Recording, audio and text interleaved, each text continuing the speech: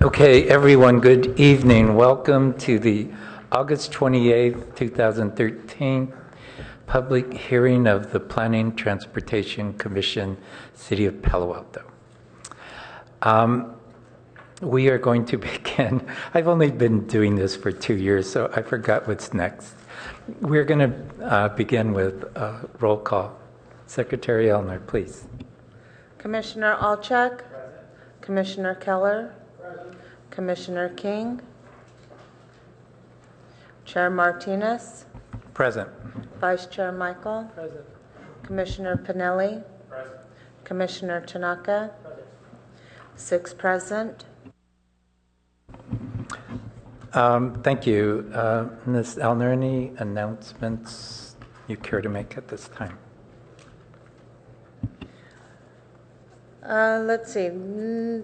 Next meeting will be September 11th. The only item at this time is the zoning initiation for 2755 El Camino Real, which is the office building on the former VTA site. Tonight we will be electing new chair and vice chair, and we will need commission representation for council for the month of September, and that is it. Okay, thank you, and we shall get to that. First of all, I'd like to request from commissioners that we change our agenda items around a bit. The second item, which is the annual report to council, I would like to make it the final item after we've reviewed the meeting notes to be approved. But other than that, the other 2 items, I would like to have them stay in that order. So do you need a motion for that? If we can have a motion, then it becomes more official. Okay, so I would make a motion that the chair's report on the to council be moved to the final item on tonight's agenda. Second. Okay, motion by Vice Chair Michael and second by Commissioner Keller. Any discussion on that? I see none. By show of hands and vote, those in favor of the motion? Aye, and the motion passes 6-0 with Commissioner King, I hope, on his way. Okay, with that, we are going to start with oral communications. This is the opportunity for members of the public to speak on any item which is not on tonight's agenda. Tonight's agenda includes a hearing on the transportation element update. What's the second item after that? The election is first, excuse me, and then the transportation element. And then the final item that we will be discussing will be the annual report to council. So if any members of the public care to speak, you can bring a speaker card, which are on the table back there.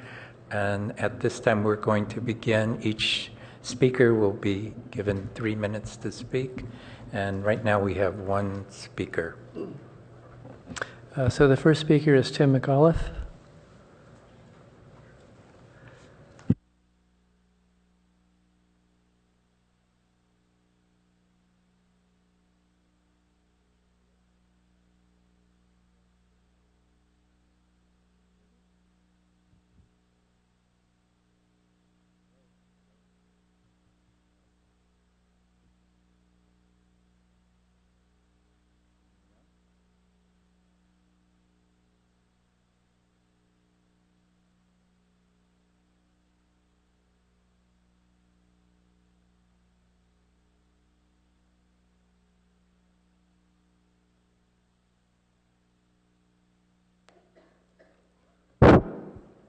You got it.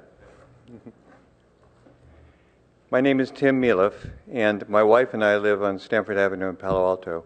We've been there for 25 years plus. And we never got involved with any details with anything to do with the city other than getting building permits. I'm here today because I just want to add my voice to the voices of a lot of people who are having trouble dealing with the parking in our area. And all the time that we've lived here, there's been adequate parking, and people could park somewhere near their house. And nowadays, our area's changed a lot. And the business community, I understand their concern because they have not sufficient parking in their area, and so their people are filtering out into ours, and so that plugs it up even more. So it's pressure between those of us that are residents and those of the people that have businesses are both having to deal with the situation. It seems to be getting worse, and I don't see any sign of it getting better. I'm hoping you folks can do something about that because we're on a very bad path right now. That's all. Pardon? Can I ask a question? Not on oral communications items. Okay. Okay. Thank you very much. Now we are going to go to the first item on our agenda, which is election of a new chair and vice chair for the coming year. In general, we're going to follow the procedures that the City Council has adopted for its election of the mayor and vice mayor. Any member of the commission may nominate anybody else or can nominate themselves. Each nomination will require a second. And after that, you're all free to speak on behalf of your nomination or on any of the other members who are being nominated for chair. We'll begin with chair and follow that with election of vice chair. So at this time, we are open to nominations for chair of the Planning Transportation Commission, 2013 to 2014, one-year term. Commissioner Tanaka? I'd like to nominate Mark Michael. Okay, Mark Michael is nominated. Do I have a second? Second by Commissioner Alchek. Any further nominations for this? Okay, would you like to speak in support of your nomination, Commissioner Tanaka? Sure. Well, I've had the privilege of working with Vice Chair Michael, not just on this commission, but also the IBRC, the Infrastructure Blue Ribbon Commission.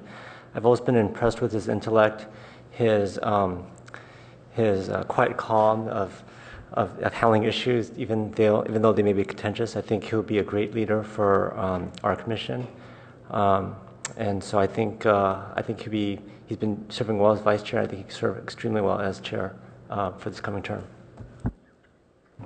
Thank you, Commissioner Keller. And your second? Oh, excuse me, Commissioner Alchek.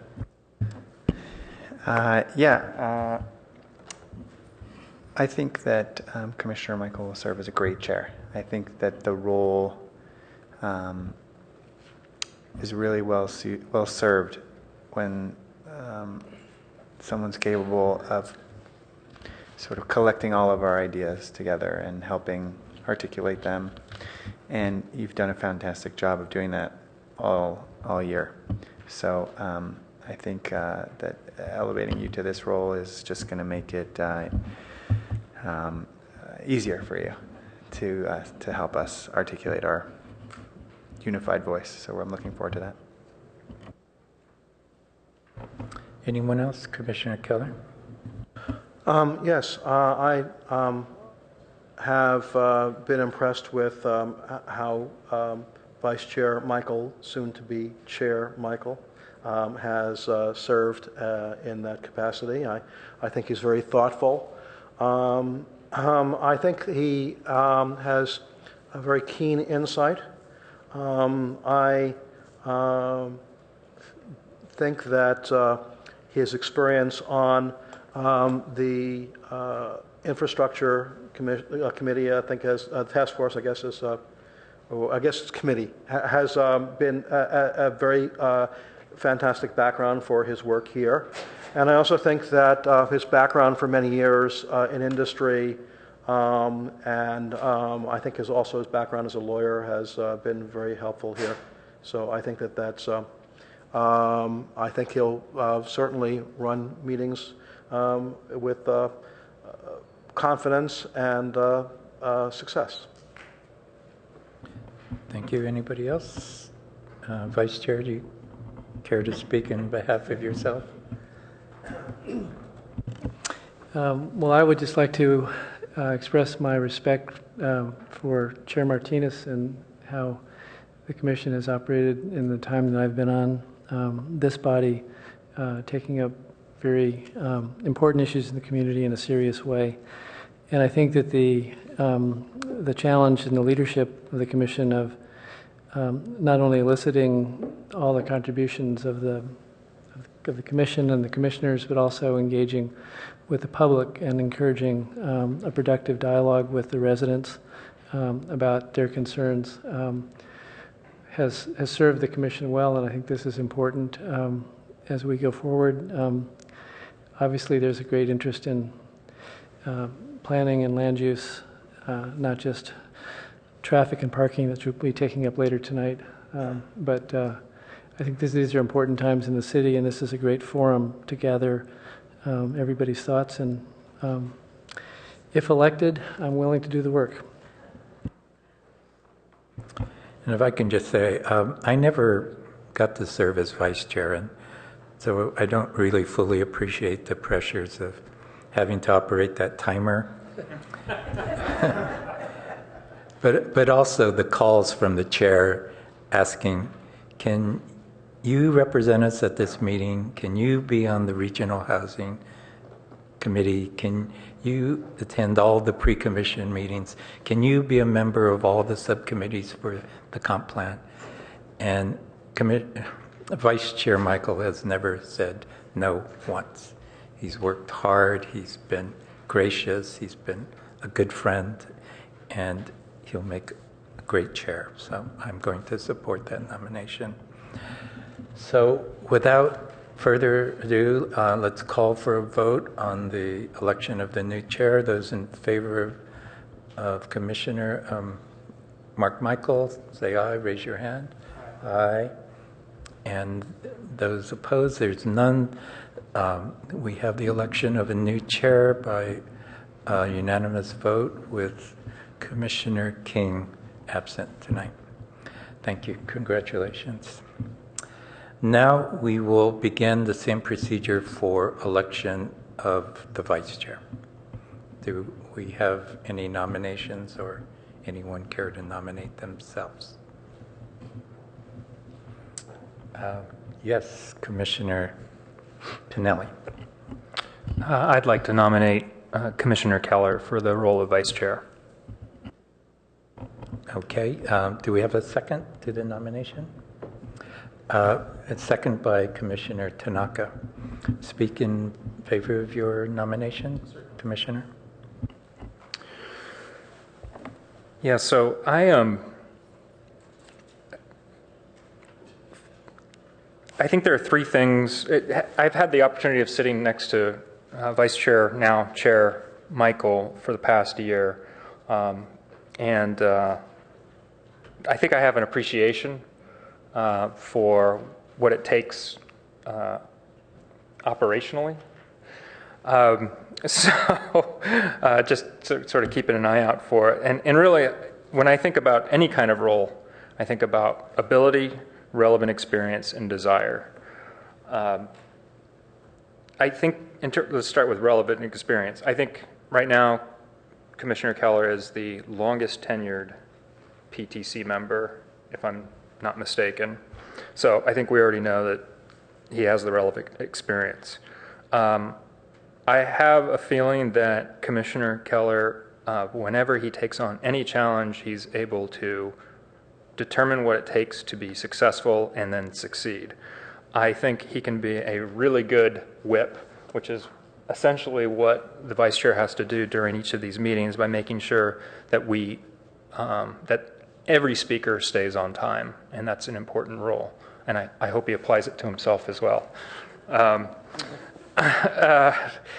But and all kidding aside, I've had the pleasure of working with Commissioner Keller on a few projects so far, and even though we don't always agree on everything and often don't agree on everything, I find him to be extremely thoughtful, extremely knowledgeable, and I think he'll do a great job, and I know he has the desire for this role. I also believe that for all the pre-commission meetings that I think he can lend an important voice to each one of those pre-commission meetings. So I think he's a great candidate for the role.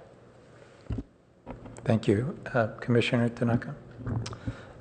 Well, I think Commissioner Pinelli has said it well. I've got to know Commissioner Keller for some time, and we've also seen him act as vice chair occasionally, and he's done a superb job. So I think he'll continue to do a great job in that role. Thanks. Anybody else? Chair Michael, excuse me. So Commissioner Keller is not only sort of the longest serving commissioner, but he's also got the most depth of expertise and study on many issues which are of great importance to the community and to the city, and brings a passion not only for land use but particularly for transportation and electric vehicles as part of that. And I just observed there was a meeting when the whatever the commission leadership at the time was where it was out of town or had an excused absence, where Commissioner Keller chaired the meeting, and it was one of the best run, most efficient, judicious meetings that we had all year, and every member of the public got a full chance to air their views and concerns, and they were clearly listened to, and it was a demonstration of Arthur's aptitude for helping this commission function at the highest level. Thank you, I guess. Anybody else? Did you care to speak on your?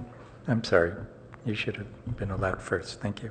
No, actually, I prefer being in the position of speaking right before the chair at this point, but I'll get used to that.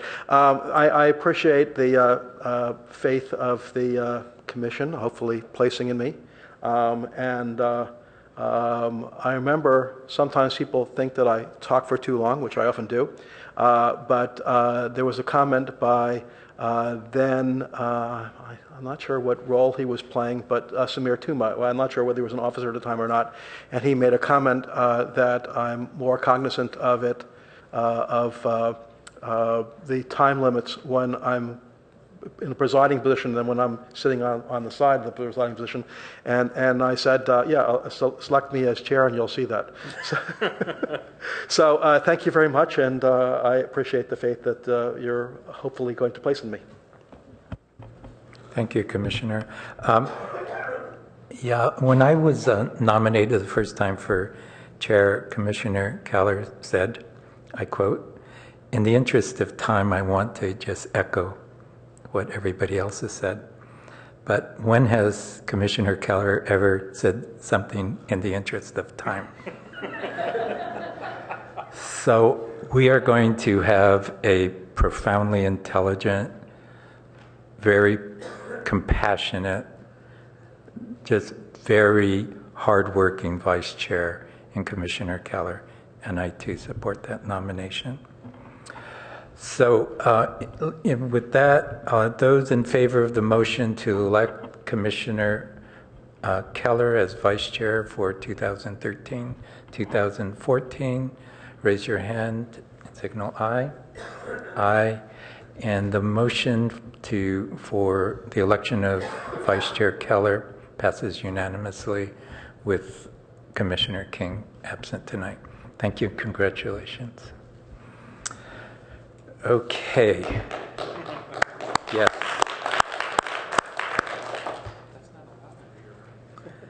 Yeah, I don't permit clapping. If you do it again, I'm going to have to call for security. So thank you, everyone. They deserve it. So we're going to begin with agenda item number 2, which is a discussion presentation by staff on the transportation element update and a recommendation to council from the commission. We'll begin with staff report.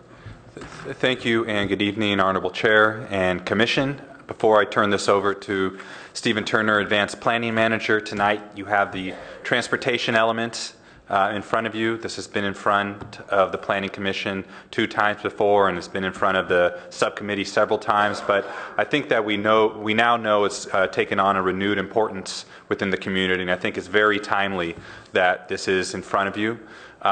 We've had a number of comments submitted to the Commission and to staff on this item. I personally like to thank some of the people within the neighborhoods who have outreached and given some of their personal time to review the element, as well as outreach to others and encourage them to participate. So at this point, I'll turn it over to Stephen. Jaime Rodriguez, our Chief Transportation Official, is also here to answer any questions after the presentation. Actually, will give a short presentation himself. Thank you, Aaron. Good evening, Chair Martinez and Commissioners. I'm Stephen Turner, Advanced Planning Manager, and I'm pleased to present the latest draft of the transportation element, which is part of the overall comprehensive plan amendment process.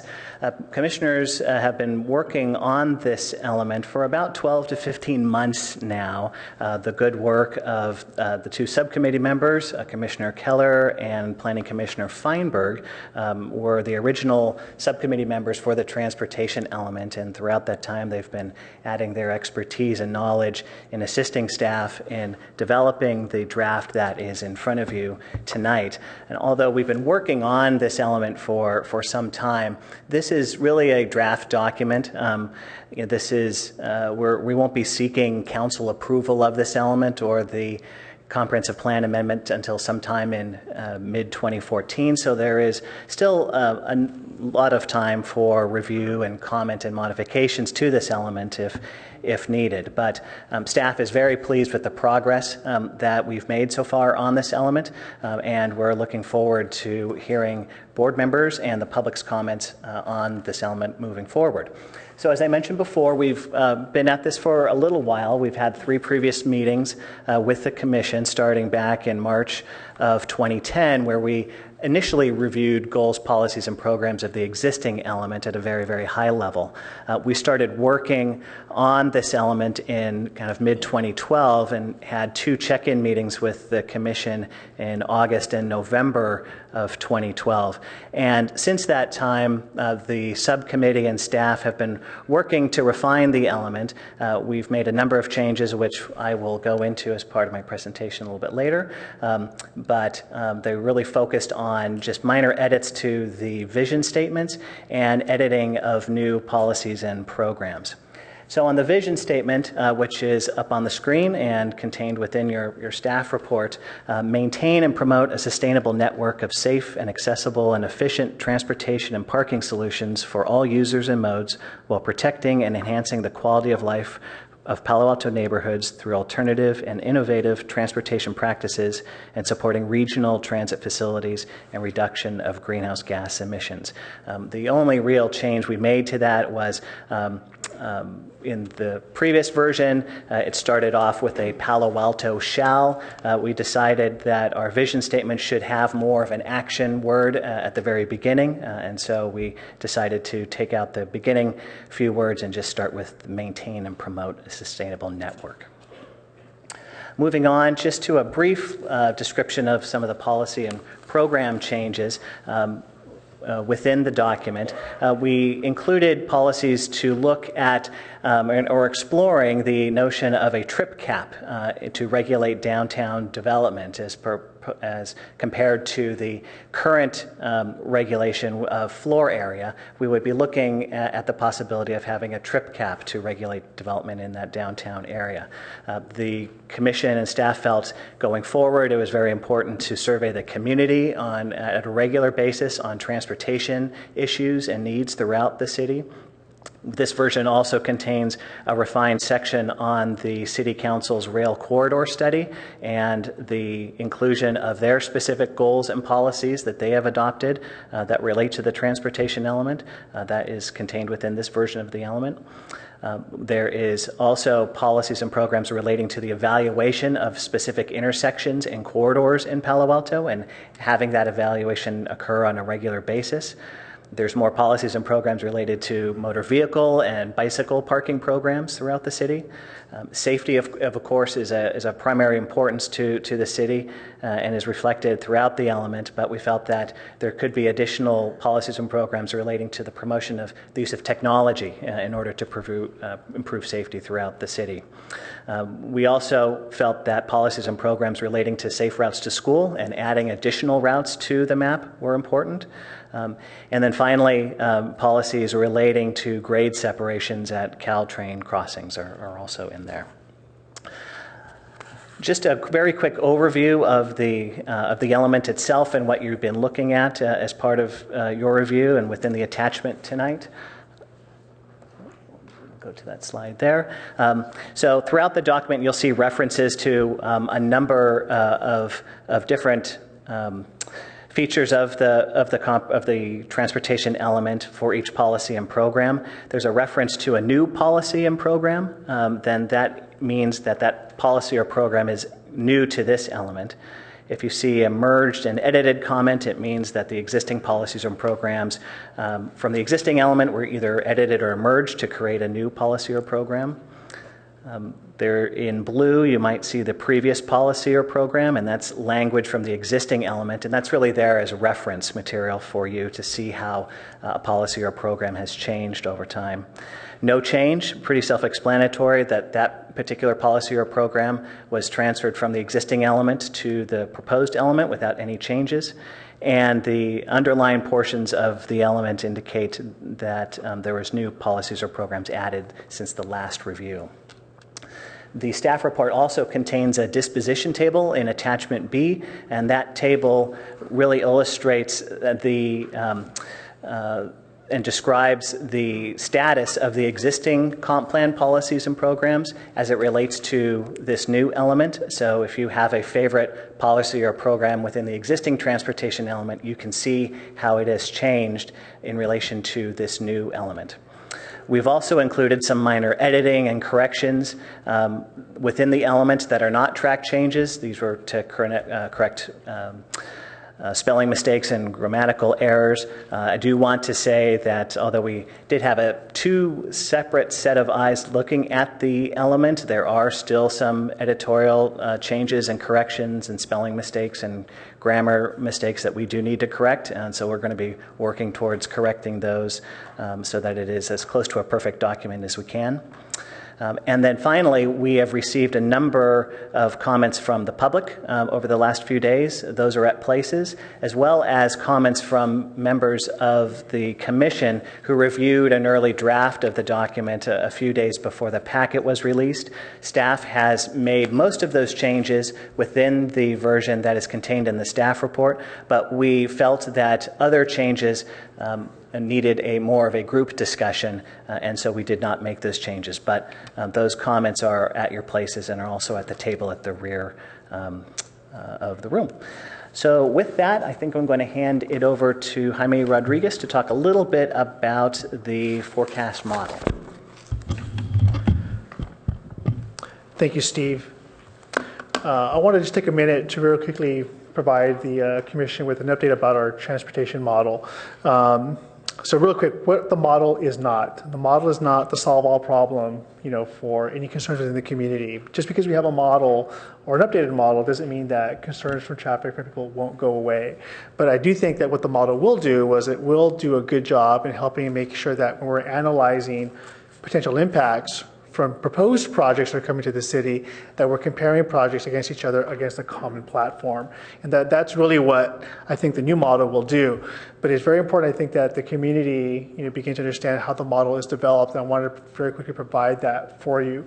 So the model really is a total of 3 different models that are available to with the city. The first is a regional model. The Valley Transportation Authority maintains a model for Santa Clara County, and that model includes very limited focuses within every city in the county, but does try to do a good job of knowing that when a community approves a project, every year we're responsible for making sure that we let the VTA know what projects have been approved within our community, and then they update that model for us so there's a common platform within the Santa Clara County of land use elements within the region.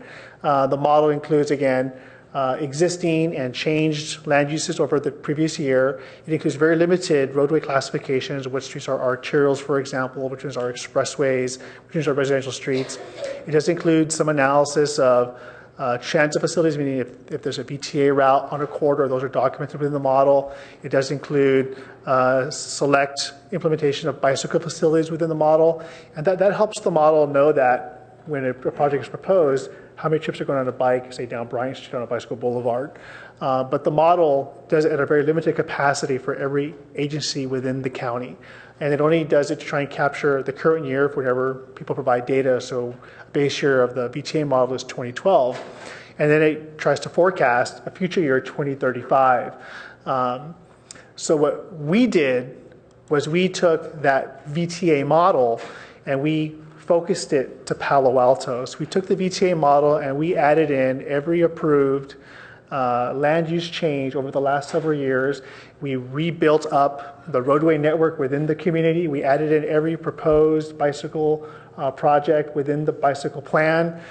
We did focused counts at select intersections around the city so that we had a very good measurement of where trips were being distributed and how they're being distributed on the roadway.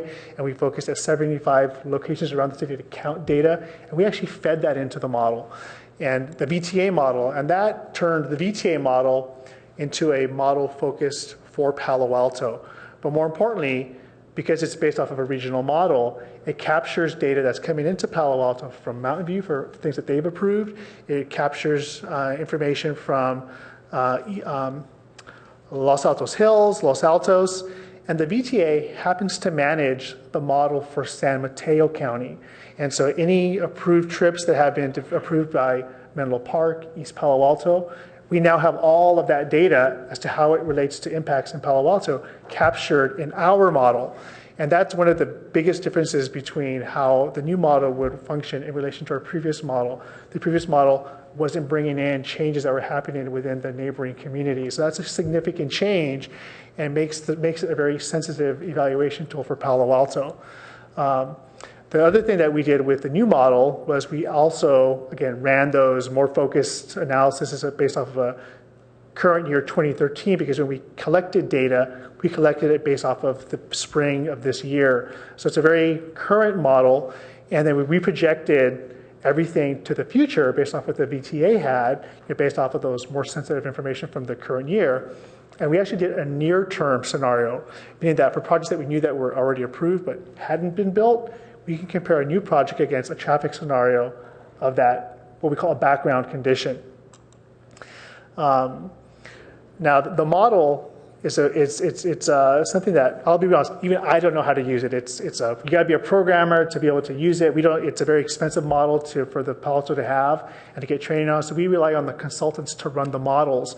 And when a project comes through the community that would not be,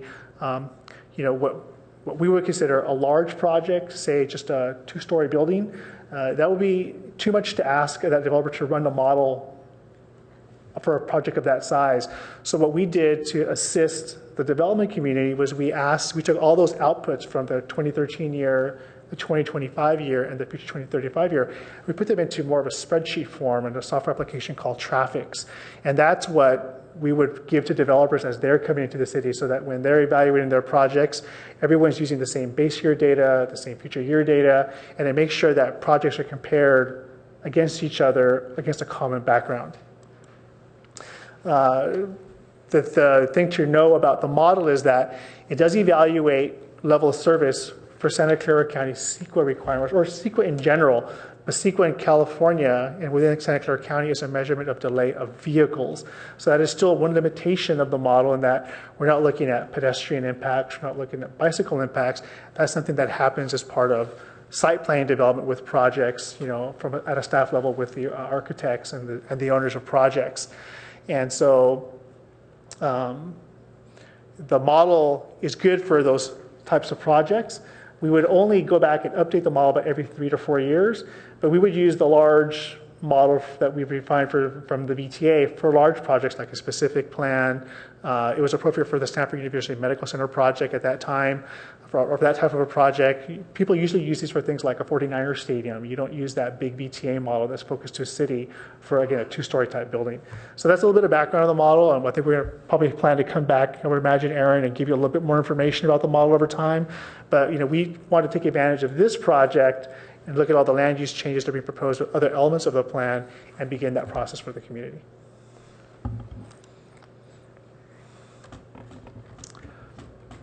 Okay, commissioners, staff, is there additional comment on the transportation element, or are you done for now? That's it for now. Okay. Commissioners, let's open the public hearing, call our public speakers, get a larger input of the transportation element, and then we'll bring it back for questions. So the first public speaker this evening is Paul Machado, to be followed by Ken Allen. Hi, my name is Paul Machado. I'm an Evergreen Park resident. I want to thank the staff for this report. It was easy for me to get through, which speaks a lot because that's important to me.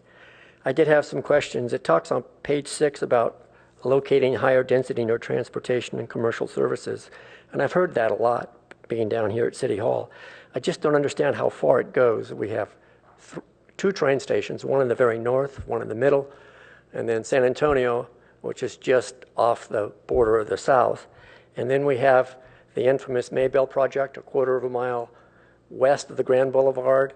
And then we have all these projects. How far does it go? I mean, if you just use the Grand Boulevard and the train stations, it would be a good portion of the city. So that's a concern for me.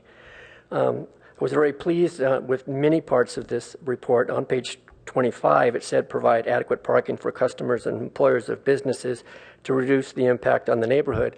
But I am concerned, are they using 250 square foot of office space for each space, and is that realistic? And then it mentions on page 26, number 2431, study parking price and congestion of on and off street parking. And it talks about 85% occupancy. And I came here for an RPP presentation, and the presentation talked about during peak hours having 85% occupancy during high peak hours. And as a neighbor, a resident, I'm thinking 85% in the neighborhoods is unacceptable. And most of those people who were here lived from the creek all the way to Embarcadero. And so I'd just like to add that and debunk the notion for this to be a vibrant city. You don't have to park in the neighborhoods nor use them as highways. Thank you. Thank you. Ken Allen, to be followed by Phyllis Castle. Thank you very much. I'm Ken Allen. I'm the president of the Adobe Meadow Neighborhood Association. First, I'd like to congratulate Chair Mark Michael, whom we've been long acquainted, and Arthur Keller, Vice Chair, who I've worked with very closely in the neighborhoods. Today I'm speaking both as an individual and as the president of our neighborhood association. I'm here to put East Meadow Circle on your radar, as well as all of the Google developments along the south corridor of the city of Palo Alto, from the Mayfield development clear across to Mountain View. This is a very critical area, and it's raised the attention of our neighborhood. We'd like to see that specifically addressed, and in their change policy T 4.2, add to that the development of transportation management associations to explore not only alternative travel modes in the University downtown and California Avenue, but also the Stanford Research Park, East Meadow Circle, and Mayfield in Mountain View. I think that would help us manage some of the problems that we foresee as these areas are developed. Second, speaking as an individual and stepping back a bit, I fear that we're not really seeing the forest for the trees. We have all these models. They seem to miss the point that Palo Alto has fundamentally changed. It's past the point where studies are useful. The citizens can see and they experience the gridlock of this city, and they'd like to see something addressed now, today, that will at least relieve this until some alternative can be figured out. And I don't think the comprehensive plan does that. So I disagree with the mission statement because it does not recognize that vehicles are the preferred mode of transportation, with the reality that public transportation will not solve the problem. Thank you very much. Thank you, Mr. Allen. So the next speaker is Phyllis Castle, to be followed by Bob Moss. I'm Phyllis Castle. I'm speaking this evening for Mary Alice Thornton for the League of Women Voters of Palo Alto. The League of Women Voters is pleased to have reviewed this draft transportation element dated August 28, 2013. As you may remember, we also reviewed the last draft dated August 29, 2012. Our comments are similar. The League of Women Voters of Palo Alto supports transportation planning measures and actions that promote efficient flow of traffic, minimizes the use of the private automobile, and encourages the use of alternative transportation modes. We support transportation systems that offer viable alternatives to single-occupancy vehicle use, and that is multimodal, efficient, convenient, reliable, cost-effective, accessible to people with disabilities, equitable, and safe. Having carefully reviewed this second draft transportation element that you are discussing this evening, we are pleased to see that the vision statement covers these important points: sustainability, safe, accessible, efficient transportation, needed parking solutions, alternative forms of transportation, and the importance of regional transit facilities. The emphasis on policies and programs that support sustainable concepts and reduce greenhouse gases are located throughout the document. The perspective on alternative transportation modes includes many options for improving bicycle and walking infrastructure and sets parameters for new concepts yet to come. If people are to walk and bike for both work and pleasure, they must feel safe and have effective routes to their destination. The element also recognizes the reality that most of our transportation continues to be by car and that changes are needed on our parking policies. We are disappointed that there is no longer emphasis on electrification of the fixed rail line, but we appreciate support for adequate funding of Caltrain. The transportation element is a guide to our future transportation infrastructure. Its implementation is dependent on funding and prioritization of many policies and programs. It is in the implementation of the element that the vision and goals become a reality. The League of Women Voters of Palo Alto believes that this draft transportation element will serve Palo Alto well as we move forward into future decades. Thank you. Thank you. Next speaker is Bob Moss, to be followed by Ken Alsman. Well, thank you, Chairman Martinez, and congratulations to Chairman-elect Michael and Chairman-elect Keller. I have a number of comments, and I'm going to try to run through them and hope I can get them all on the record. Policy T1.21.2, you should be including the residents, not taking them out. In policy T2, I'd like you to delete the first two bullets and drop the findings by the Planning and Transportation Commission and the City Council. I don't think that's the place where we should be having those organizations involved. On T210, I'd like to see a policy added to coordinate the traffic signals and for ongoing efforts to keep them coordinated. That's not specifically mentioned, and I think it's worth mentioning. And on T3.7, I didn't like the change in that one. I think the old policy T36 fits better, and I'd like to see that retained rather than replaced by T3.7. I had some questions on some of the parking requirements. On T413, it talks about parking pricing and fees, but it's not clear what pricing and what fees they're talking about and where the pricing and fees apply. Will it be only downtown? Will it be along El Camino? Will it be in California Avenue? Where? And what pricing, what fees, how much? T4.1.4 talks about putting in parking meters. I don't think any of you probably were here 40, 45 years ago when we had parking meters downtown. It was a terrible, terrible idea. People quit shopping downtown and they all went to Stanford Shopping Center. And the city took them out in 1971, 72. So I think putting them back in is a really bad idea. And this one I thought was strange, T4.7. Why are we talking about allowing developers not to have enough on-site parking when you've heard repeatedly about the problems we had when they're parking on their projects? T4.7.2, so you're going to monitor and see if the mitigation works. If the monitoring shows the mitigation doesn't work, where do we go? How do we fix it? It's left open.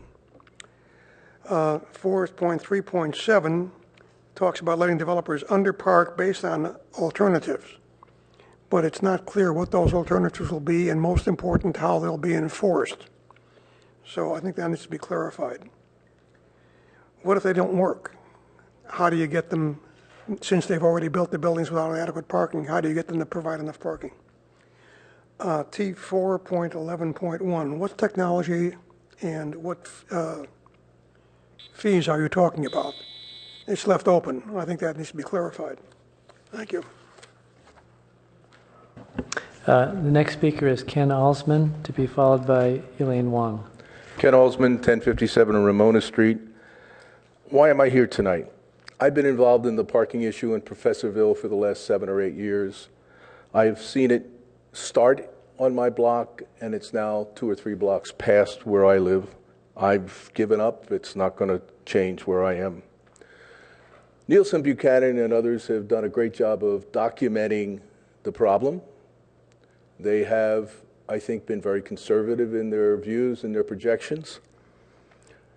So I took a different tact. I know in this community it's not politically correct to point fingers at anybody, but I'm from Jersey. What am I going to do? There are several issues at hand. I've sent you copies of information on transfer development rights, on the assessment district scam, on other issues. I hope you know that a normal 5,000 square foot transfer of development rights is an outright subsidy of over $4 million to the developer.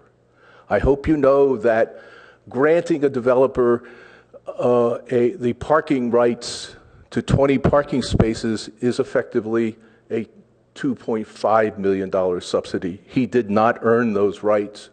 He did not pay for them. It's a miscalculation, and it is being tolerated by this community for some reason. That's all, I believe, documented. No one has refuted what I've put down.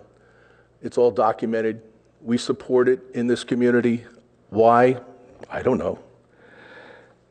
We've also not enforced the non-conforming provisions of the city code, which require that you provide for the facilities necessary for an intensification of a use. Doesn't happen. We do not apply any of the principles of the comprehensive plan that deal with neighborhood character. As our city manager recently said, we only reference those areas that back the recommended development. We disregard CEQA. The process is corrupted, flawed, and a major problem to the whole community. Your efforts here need to be strong.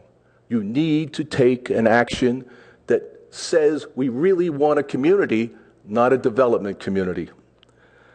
I recommend a moratorium, that you recommend a moratorium immediately on all construction, in downtown at least. It's the only way you can stop this pot from continuing to overboil. It's the only way you can stop digging this hole deeper and deeper and deeper. Thank you. Okay, thank you. No clapping, please. So Elaine Wong is the next speaker, followed by Adina Levin.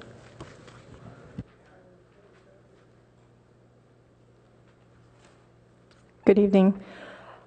I want to thank you for taking up this really important transportation element. I am actually very glad to see directionally some of the changes that have been made, especially with respect to a truly sustainable transportation network, tying these measures to greenhouse gas goals.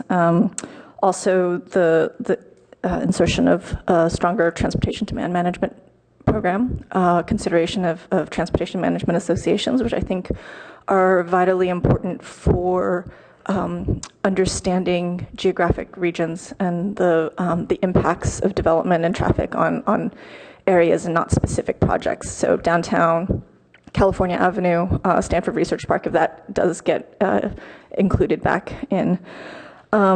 I applaud you for a more comprehensive approach. I guess my concern that I just want to highlight going forward, again, is the implementation of this. And in the last 15, 20 years, oh, thank you, sorry. Last, I guess, 15, 20 years, a lot of the general goals for the comprehensive plan have remained the same. It would be nice to see concrete measures with teeth that actually move these policies and programs forward in a way that are effective. Particularly, I'd like to just highlight my concern with data collection. And I'm appreciating Jaime's presentation on some of the forecast models, but I'm wondering if there may also be an opportunity to do some post-occupancy analysis and really measuring empirically what is happening on the ground rather than relying on projections before new projects come in, because there are, as we know, many existing projects that have impacts that we're not truly taking advantage of. I'd also like to just make sure that there, I think a previous speaker has mentioned what happens if the mitigations don't work. They're good to have the mitigation options there, but we really need to find programs and policies that can help hold folks accountable if they don't. And then lastly, I just want to mention resources. I know this is a big task for everyone, and just want to make sure that going forward, there are appropriate resources from staff and the community applied to these problems. Thanks. Thank you. So the next speaker is Adina Levin, followed by Arthur Lieberman. Good evening, Commissioners. Adina Levin, Friends of Caltrain, and I want to build on a couple of things that some folks have already said in terms of not only having goals to promote vehicle trip reduction, but actually giving those goals teeth. Palo Alto has had great aspirations for a while, and unfortunately, a friend and Palo Alto resident talked about a development in town which shall not be named, and they talked about that the project was in non-attainment of its trip reduction goals, and there was a quote that, well, those goals were aspirational, and that's really not good enough. The good news is that we have some role models nearby of organizations. Our largest employers really have this working. Stanford has their drive-alone rate down from the mid-70s in the early 2000s, and they're down at 40% according to their most recent reported numbers. Google is under 50%. SRI is building in Menlo Park, and they're at 50% of the standard suburban book value. So the big employers can do it. So I'm glad to see the TMA mechanism being introduced here, hopefully not just for downtown, but enabled at the plan level and then to be instantiated for different areas, because that's what lets you not just have achievement by one big employer, but to spread that over a geographical area, to do the kind of measurement that right now only a Google and a Stanford can do. Who are the people in this area? Where do they come from? Where do they go to? How do they travel? What are their choices? And then how to influence those choices. It's a way of collecting money to get more investment than any one medium-sized development or small business can do, and spread that over the area. It's a way of getting those tools into multi-tenant developments and mixed use, not just big single employees. And the accountability is really important.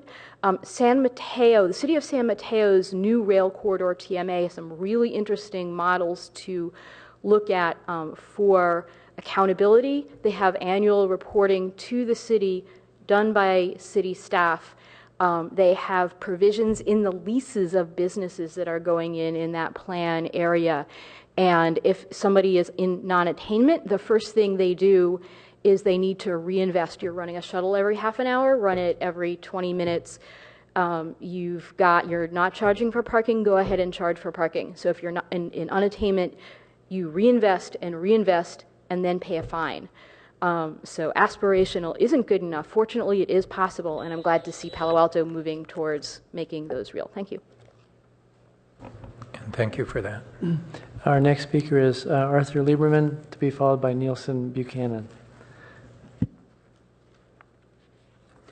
Congratulations, new chairman and vice chairman. Thank you, Mr. Martinez.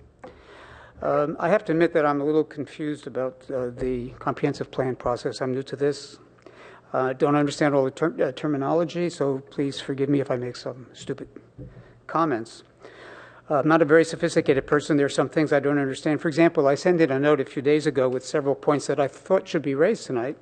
I said, for example, that a framework was needed that would include a comprehensive and accessible and regularly updated traffic plan that might preclude some otherwise viable projects from seeing the light of day.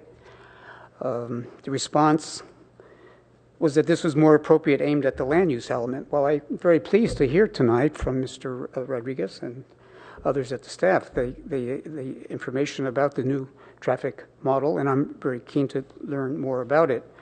I do have two questions and problems about it. First of that, I think that it should be easy to use and usable by every staff planner on every project, not just something that has to go out to a consultant. That certainly is a cash register additional thing to it for the planners and for these consultants, and should not really be the way to go. And second, I didn't hear anything in the presentation about whether or not this model has really been benchmarked, because unless you have really viable data and good benchmarking, then you really don't know, do you really have a model that is viable? I also said that in my comments that it seems that new proposals are looked on favorably if developers make assurances about reduced automobile trips, or if the project is simply near transportation corridors. I've seen that in a couple of the sessions that I've come to where developments near these corridors have been heard. But there are no policies, as the previous speaker said, to evaluate whether the projections for reduced automobile usage are fulfilled, and no policies to penalize developers or owners who fail to live up to them. I think that's something that needs to be done. Again, the response that I heard was that this is more appropriate aimed at the land use element. So I'm confused. I'm confused about this, where things are in the one part or another part. And frankly, whether this compartmentalizing of programs and plans into separate elements, you create silos when the problems and issues are holistic and they require holistic approaches. And I think it confuses others, and it turns off people, except the policy wonks in our neighborhood, who from the interest in this activity from the bulk of residents in my neighborhood. So I think there are policy. This comprehensive plan is effective. It's helpful. It's sometimes called the land use Bible, but it's become so big and unwieldy and so general and generic that it can be used for any purpose, or it can be used against any purpose, and sometimes it's used for both cases. So I think that we have a Bible, but what we really do need is a Ten Commandments.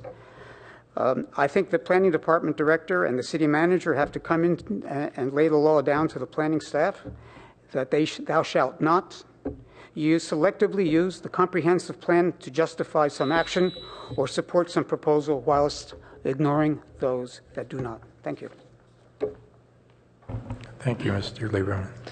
And then the next speaker is Nielsen Buchanan. Hi, I'm Nielsen Buchanan, 155 Bryant Street, just down the road. Ken Allen gave you congratulations for a new chairmanship and vice chair. I give you my empathy, Mark and Arthur. We're going to be bosom buddies for a while. To be really honest, I don't know if I can comment terribly intelligently on this complex document. I'm a newcomer to this whole process. Next month will be 1 year since I delved into the little simple parking issue, and I have completely mastered that one, but I have no mastery over the other complex issues that are in this transportation element. I gave you my 5 best shots by email. I'd like to lift out the red and the blue. I get most of my knowledge from Jon Stewart on The Daily Show. And as you know, they have a green room that they get everybody all pumped up before they go on the air for their 17 minutes of airtime. I think you need a green room for this document. And by that I mean the city manager needs to highlight what he can get accomplished for the next 3 to 4 years. It's a great planning visionary document, but many of us in the neighborhoods are interested in what's going to happen in the next 3 to 4 years and what's programmatically feasible. Without that information, the document is incomplete. So I would like you to introduce green font to that document. I'd like to conclude, I hope I'm batting cleanup. I calculated to be the last person, I may not be. Griffin's going to upstage me. I'd like to ask you for a continuance of 1 month for 5 reasons. As the chairman's letter noted, the natives are restless. Number 2, the document is rooted back to 2010. The problems have been escalating and the document has been changing, but I don't think it's been changing as fast as the natives are restless. This is not a great week for turnout. Everybody's gotten his sense has gotten to Tahoe now to avoid the bridge. The document should have Michael's signature on it as it passes to City Council, and he's got to live with the sucker. And finally, there's a notable silence in this room, and it's the one hand clapping. And as I suspected, the developer interests are not here tonight. And it either tells me 2 things. Either this is the best document since butter for the developers, and they are already aligned with everything that's insinuated in this thing, or which creates the citizen distrust, is something quite not right, that they're not here. Or maybe they're waiting to talk to the council, or they're talking behind the scenes. But the developers have enormous economic interest in this, and they're silent tonight. That makes no sense to me. Thank you. Thank you.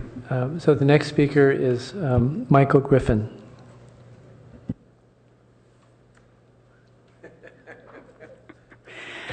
Good evening, Commissioners. My name is Michael Griffin, and I'd like to make a couple of points here. I have for long been an advocate of the use of satellite parking. Gary Fazzino,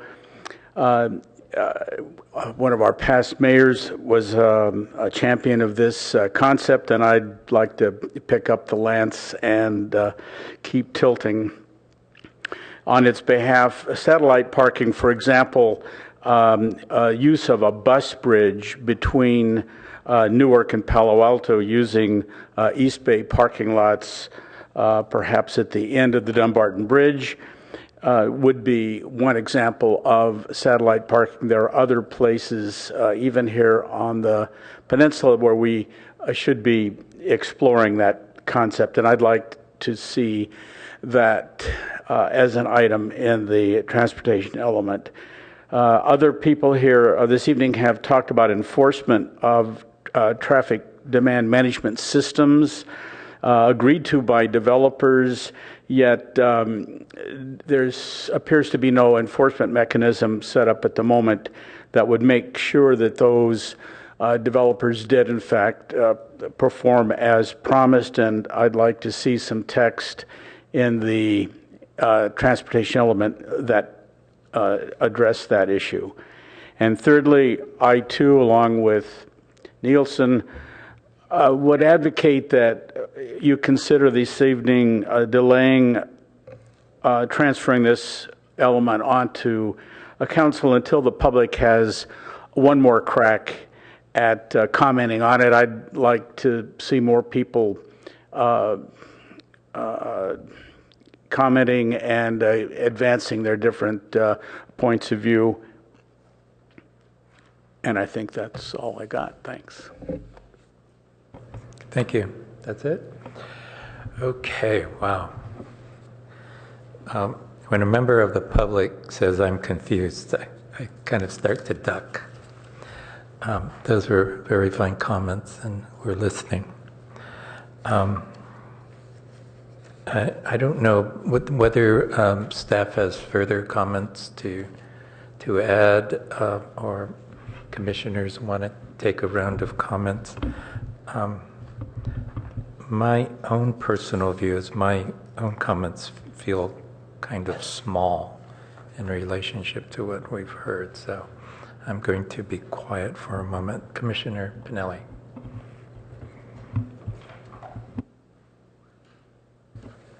Thank you, Mr. Chair.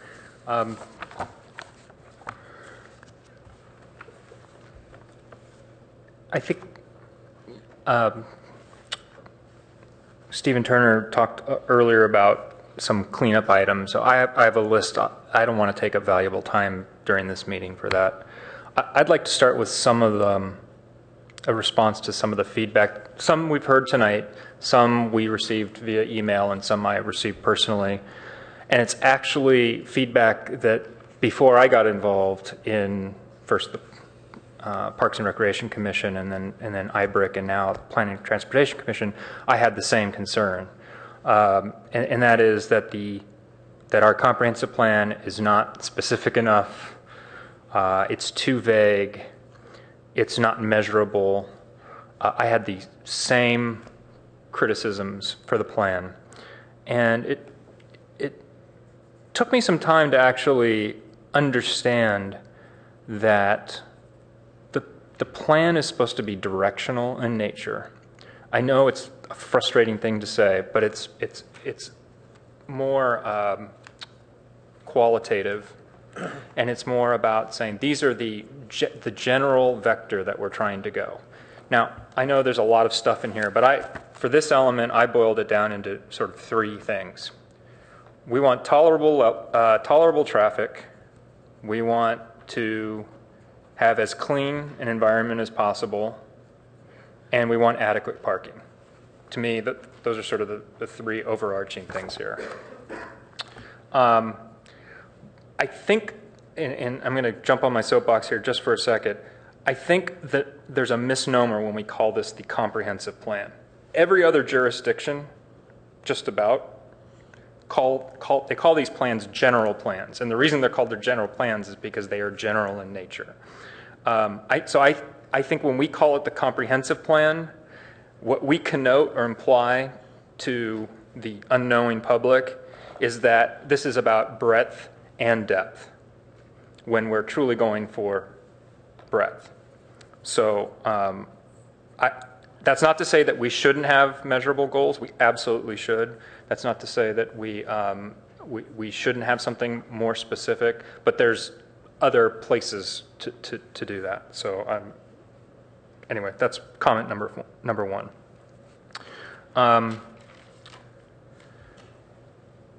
I know I actually trust my fellow commissioners. I only have one. Going back to my three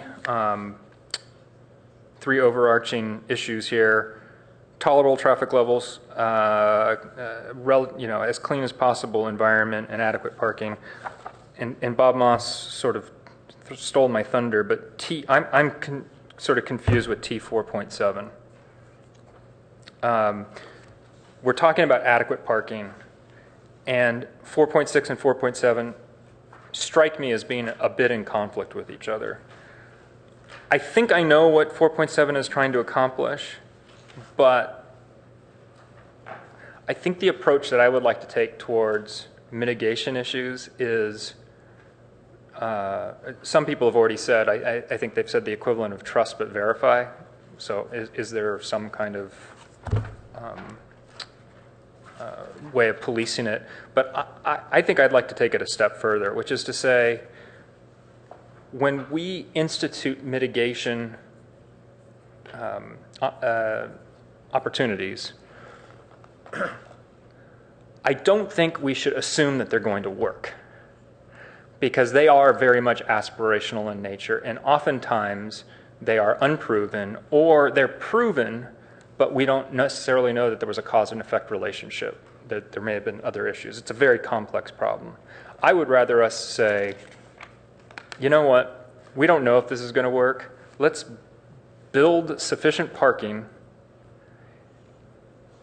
and do TDM. And you know what, if the TDM works, if the mitigations work, then we have some extra parking spaces that then we'll figure out what to do with them. But the problem is, once you don't have the parking, you can't sort of go back, and it's a lot harder to go back and tear things out than it is to repurpose a parking space into something else. That's, I think, my overall point. So I think there might be a way to rewrite that T4.7 policy in such a way that it's not in what appears to me to be in conflict with 4.6.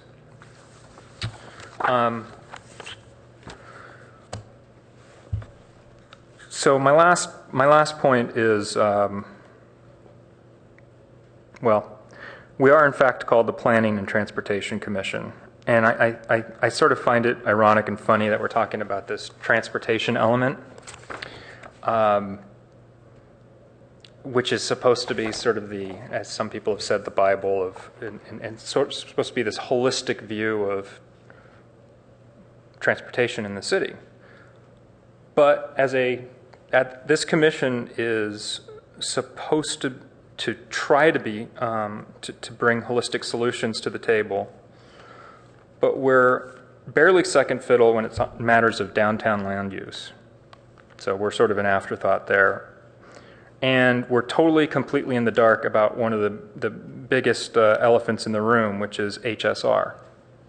We don't have a voice when it comes to HSR. And so, you know, this is a comment specifically for council, is I think we need to be more involved in those issues if we're going to be doing a good job of producing a good comprehensive plan. Thank you. Thank you, Commissioner. Commissioner Keller, you spent a lot of time working on this element. So. Thank you. So firstly, I would like to thank staff, especially Chief Transportation Official Jaime Rodriguez. He was a joy to work with, and even though I thought I knew a lot about transportation, I certainly learned a lot working with Jaime. And I'd also like to thank Stephen Turner and the other members of the staff working on this, because I think that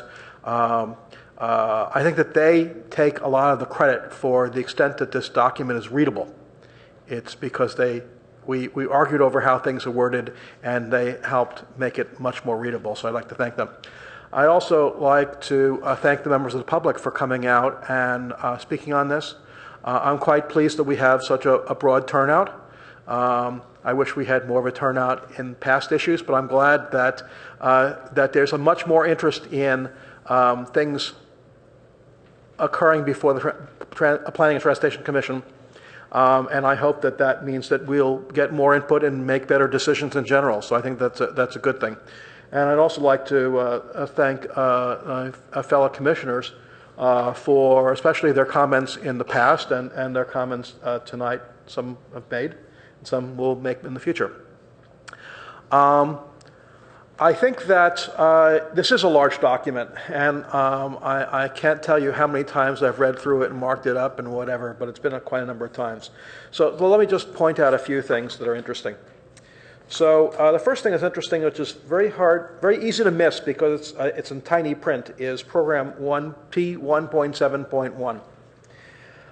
And this is the idea of formalizing the city. It's a program to formalize the city's transportation demand management program by establishing an ordinance that outlines when TDM should be applied and specify how compliance will be quantitatively measured and enforced.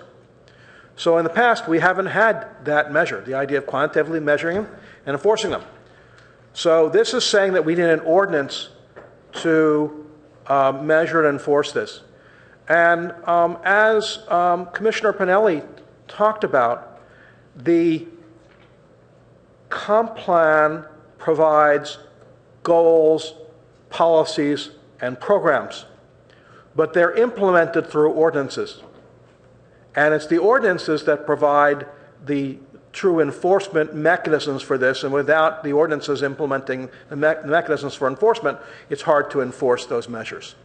So while in the past TDM measures were aspirational, this particular program means that in the future, once we have an implementing ordinance, they will be quantitatively measured and enforced.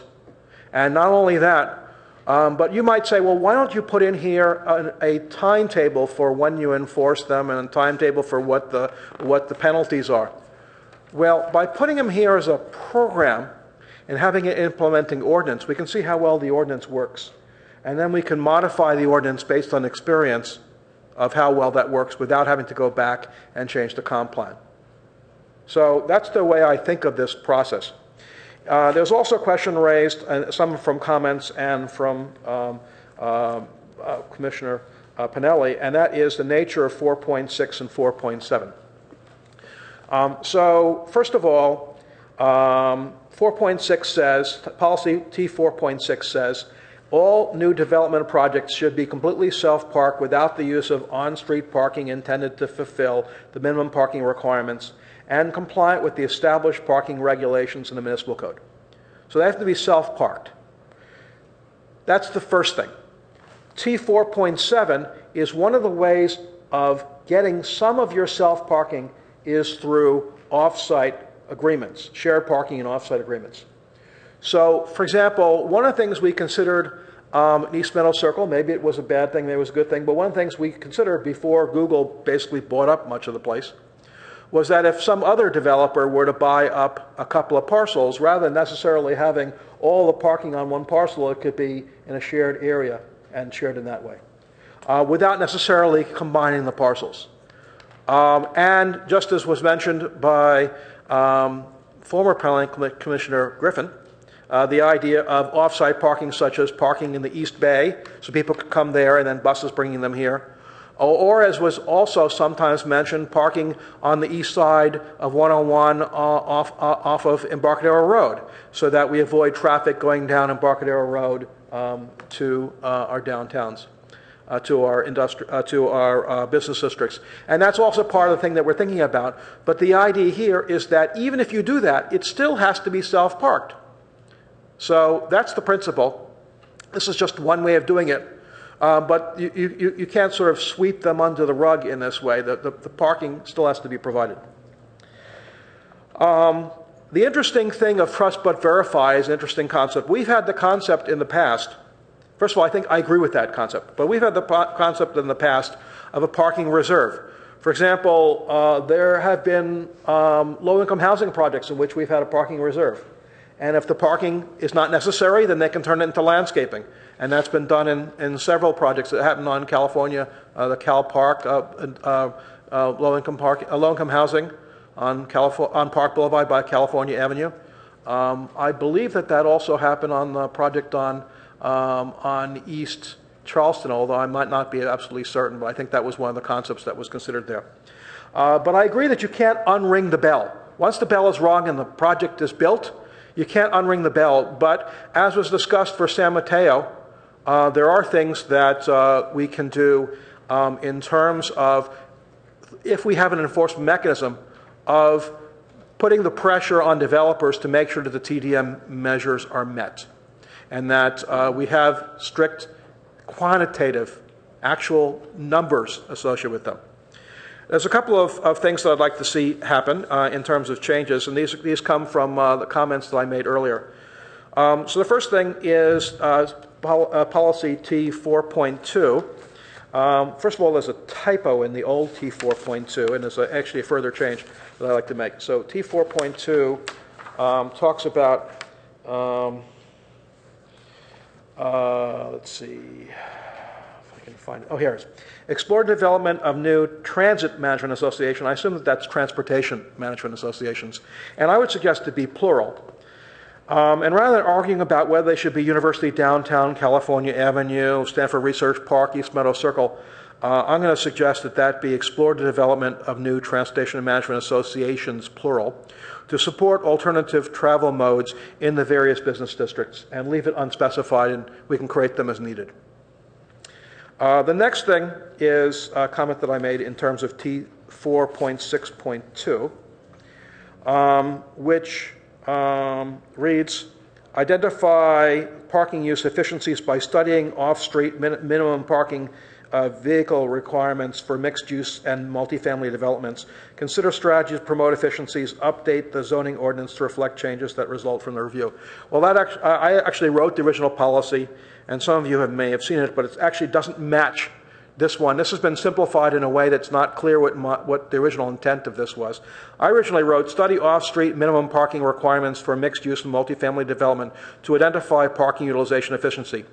And then the next part I thought is key because it explains what I was really going after. Consider the effect of parking efficiency on such techniques as limited tandem parking usage, enclosed garages dedicate to specific units, reserved parking spaces in parking lots or structures, and unreserved parking spaces. And part of the reason for that is that goes from parking that's least efficient to most efficient. And people should get different amount of credits for how many parking spaces they provide for less efficient parking. Now, maybe with the process of the density bonus ordinance, we're precluded from the state because the state sort of severely restricts what we can do for residential housing. The study is nonetheless worthwhile, and there are things we can do. For example, include enclosed garages in FAR as an example of something we can do to deal with that. In terms of multifamily housing. And then it says, update the zoning ordinance to reflect any changes that result from this review. And that sentence is the same. So I actually suggest going back to my original wording. I don't think the simplification helps. In terms of T7.16.2, T7.16.2, there's the current program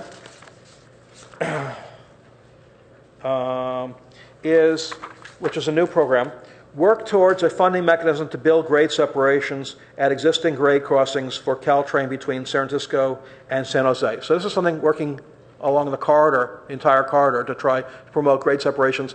San Mateo County has done this. San Mateo has done it. Santa Clara County has not. Okay, so that's something worthwhile. The next thing is explore opportunities. Commissioner, we didn't set the timer, but I'm almost done. Okay. And then go ahead and finish, and then I want to sort of bring us back together. Sure. Explore opportunities to fund grade separations as mitigations for impact of increased rail service, so get somebody else to pay for it. But I had actually added a sentence which staff felt was redundant, but I don't think so, and that is explore supplemental funding for grade separations to underground Caltrain and Palo Alto. The other ones talk about grade separation. They don't talk anything about undergrounding. But just as Berkeley did when BART was built and they came up with extra money to underground BART, if there is money for grade separations and it costs money to underground Caltrain within Palo Alto, we certainly, I think, should explore the potential for coming up with extra money to underground it. I think that money will be well spent for removing the scar across our community that has grown around the Caltrain corridor.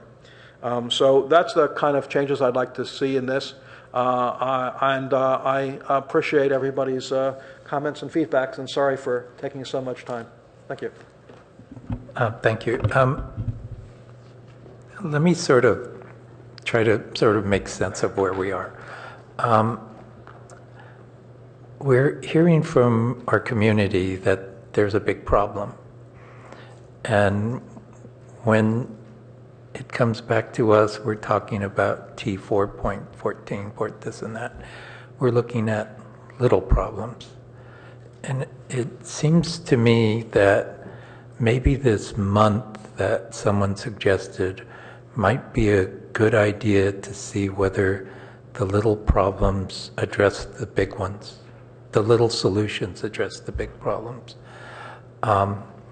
Whether there's a mechanism in that month to have an online dialogue, to post the comments and questions and provide some responses. I have a feeling, I like this comp plan. It's got its, this element, it's got its own personality, and having all these, I think, very positive ways to solve small problems.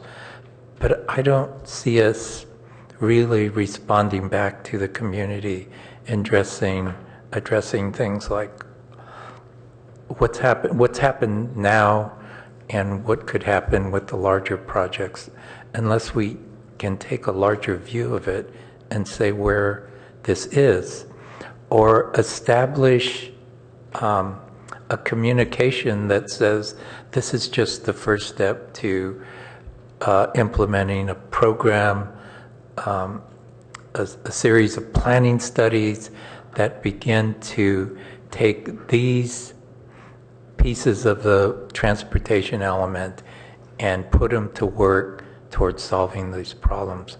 I just feel like it's deja vu again, where we're hearing things from the community and we're responding back with sort of a different kind of language.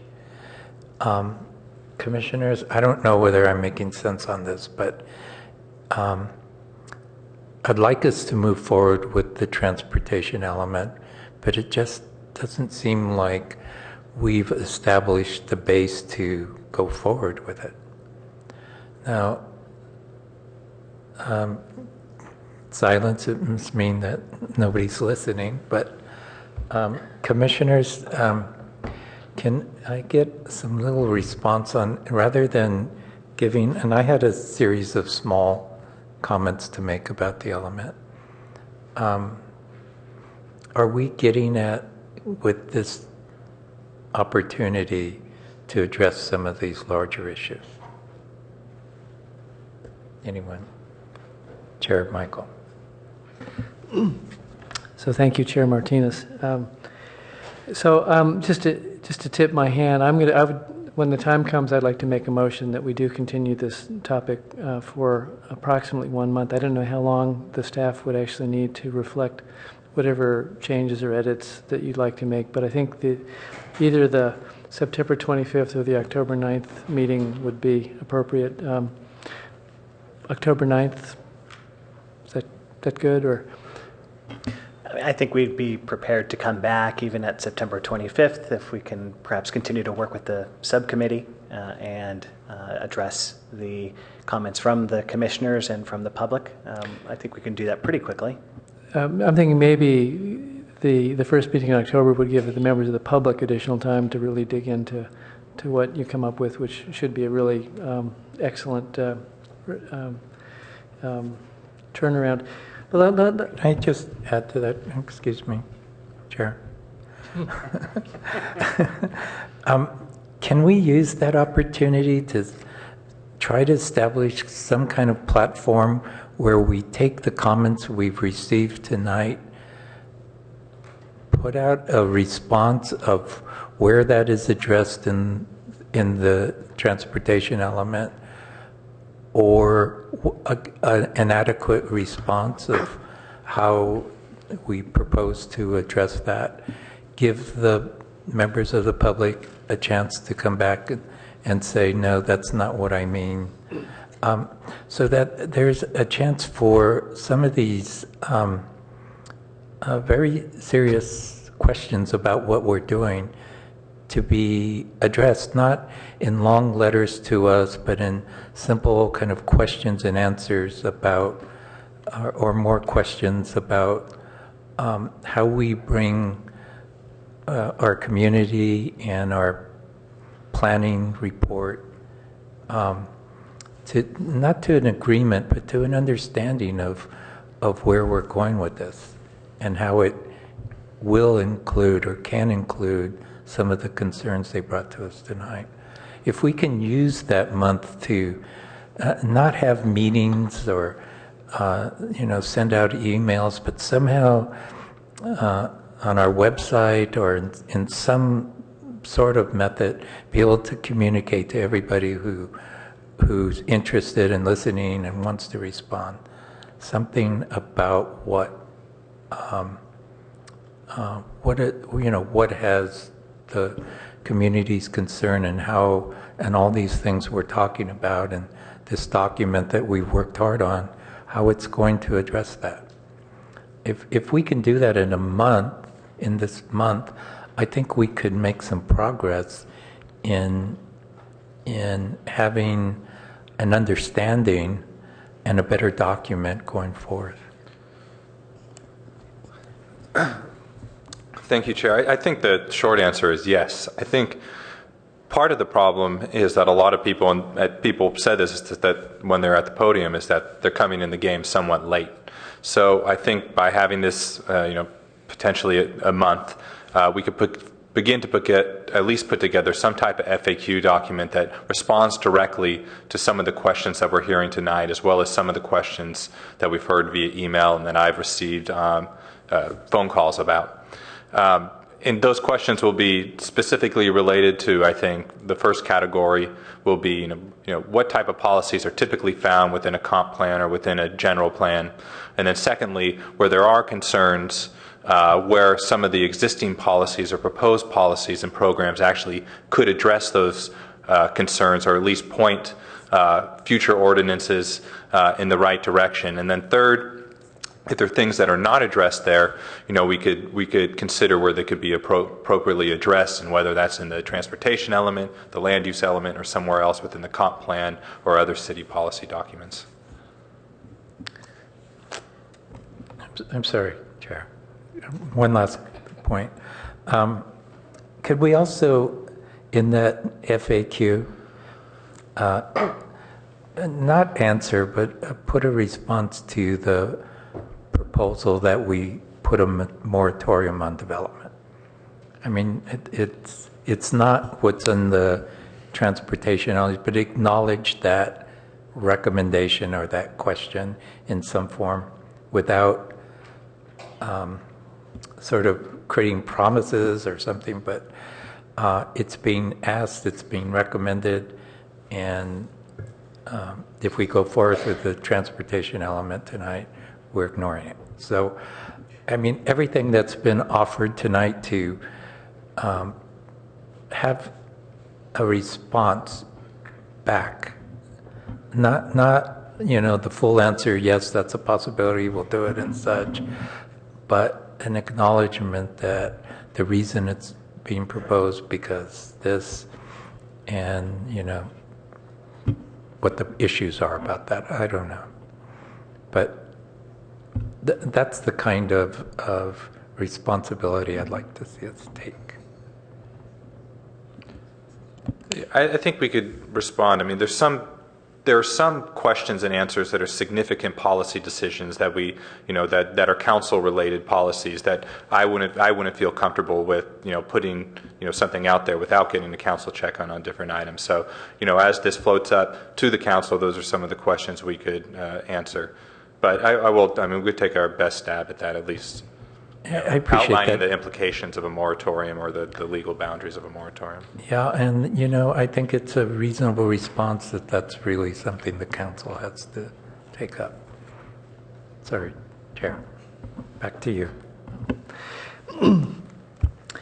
So on a personal level, late last night we got out of the car, the family station wagon, from about a 2,000-mile trip, taking our daughter to start college up in Tacoma. And this was quite an experience. When the incoming freshman class was welcomed at the University of Puget Sound, there was a wonderful convocation, and the president of the college and the academic dean and other people had these very learned comments, and they had these great quotations about the meaning of home. The college was the new home of the students, and part of this is Palo Alto is our home. But I was also kind of thinking that it was wonderful that they had all these relevant citations to great thinkers, and all I could think of was Charles Dickens in A Tale of Two Cities. It was the best of times, and it was the worst of times. And the comp plan is kind of like that. The update process started, I think, in 2008, which was the recession, the Great Recession. And now we're in sort of the great jobless recovery.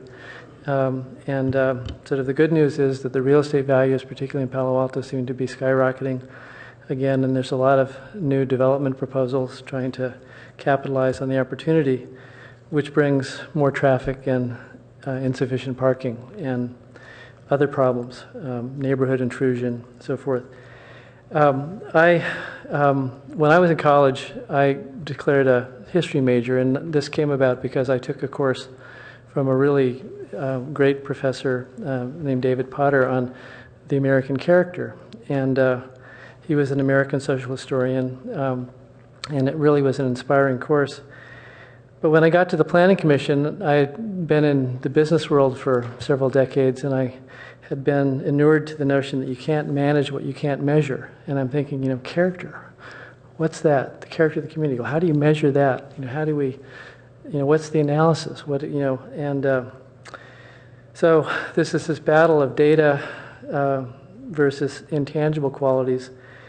And since I kind of had this jolt to my thinking of how do we reflect and honor the character of the community here in the Planning Commission, and particularly taking a 2,000-mile drive across country and back, you really see that Palo Alto is actually a special place. I think that the challenge that we face, because we're not alone in seeing these problems, traffic and parking come up all the time, is the challenge is how we as a community manage change. I think we're going to have more people, more jobs, more trips. It's going to be, the development is going to be intensification, infill development, probably like it or not. So how to cope and optimize what is to some extent inevitable, I think, is what we have to deal with. I was also trying to see if I could get more educated about land use, and there's all these great online courses now, these MOOCs. So I did a Google search on land use, MOOCs and whatnot, and MIT had a good one. And I said, wow, I could get an MIT course on land use. And I looked at the bibliography for the course, and there was one whole lecture on traffic. I go, wow. And so there's first in the bibliography for that week, there was a report, 15-page report from the Brookings Institution that began with what I thought was outrageous, that congestion actually leads to efficient allocation of resources. I'm going, congestion is good? And then there's sort of market-based solutions and pricing and permits and so forth. And we have these principles of everything should be 100% fully parked. There should be no delays ever. All roads should be safe. Or we should have incentives. We should have transit demand management. We should, if you have a development that's located close to transit, that maybe it shouldn't be fully parked because that gets people into some other mode of moving around, assuming, of course, that there is another mode of moving around available for them to move into. Some cities apparently have removed all restrictions from developers. If they build a building with no parking, the theory is it may be their own mistake, and that they won't get any tenants, they won't get any, they won't be able to sell the units because there's no parking, so that they will do the right thing, because otherwise the consequences will be, unacceptable. But I think that a lot of these debates, strategies, whatnot, are important for the community and the city, the staff, the commission to fully air. And I appreciate that this is going to go to the council shortly. I think that if we give staff a chance to turn the document one more time with the FAQs that Interim Director Ackman referenced, have another discussion with the community after Labor Day, when everyone is in town and has a chance to study the issues and come forward with their thoughts, then we can at that point put something forward to council that they will have a complete record and have an appropriate set of choices. Thank you. Commissioner Alto. So I support the idea of coming back in October. But I want to make a couple of general comments about the purpose here. And that is to say that, this is intended to be a visionary document. It's not an us versus them sort of program. It's like Commissioner Keller mentioned, it is not the code. It's not the municipal code or the building code or the zoning code. And it's most useful when it allows this commission the opportunity to evaluate proposals and weigh the various goals that are in the element. The ones that are met by a particular proposal and the ones that a proposal doesn't meet. And so I don't think that it's fatal for the vision for the element to propose goals that in some cases may conflict with each other, because we can often aspire to do two things that don't always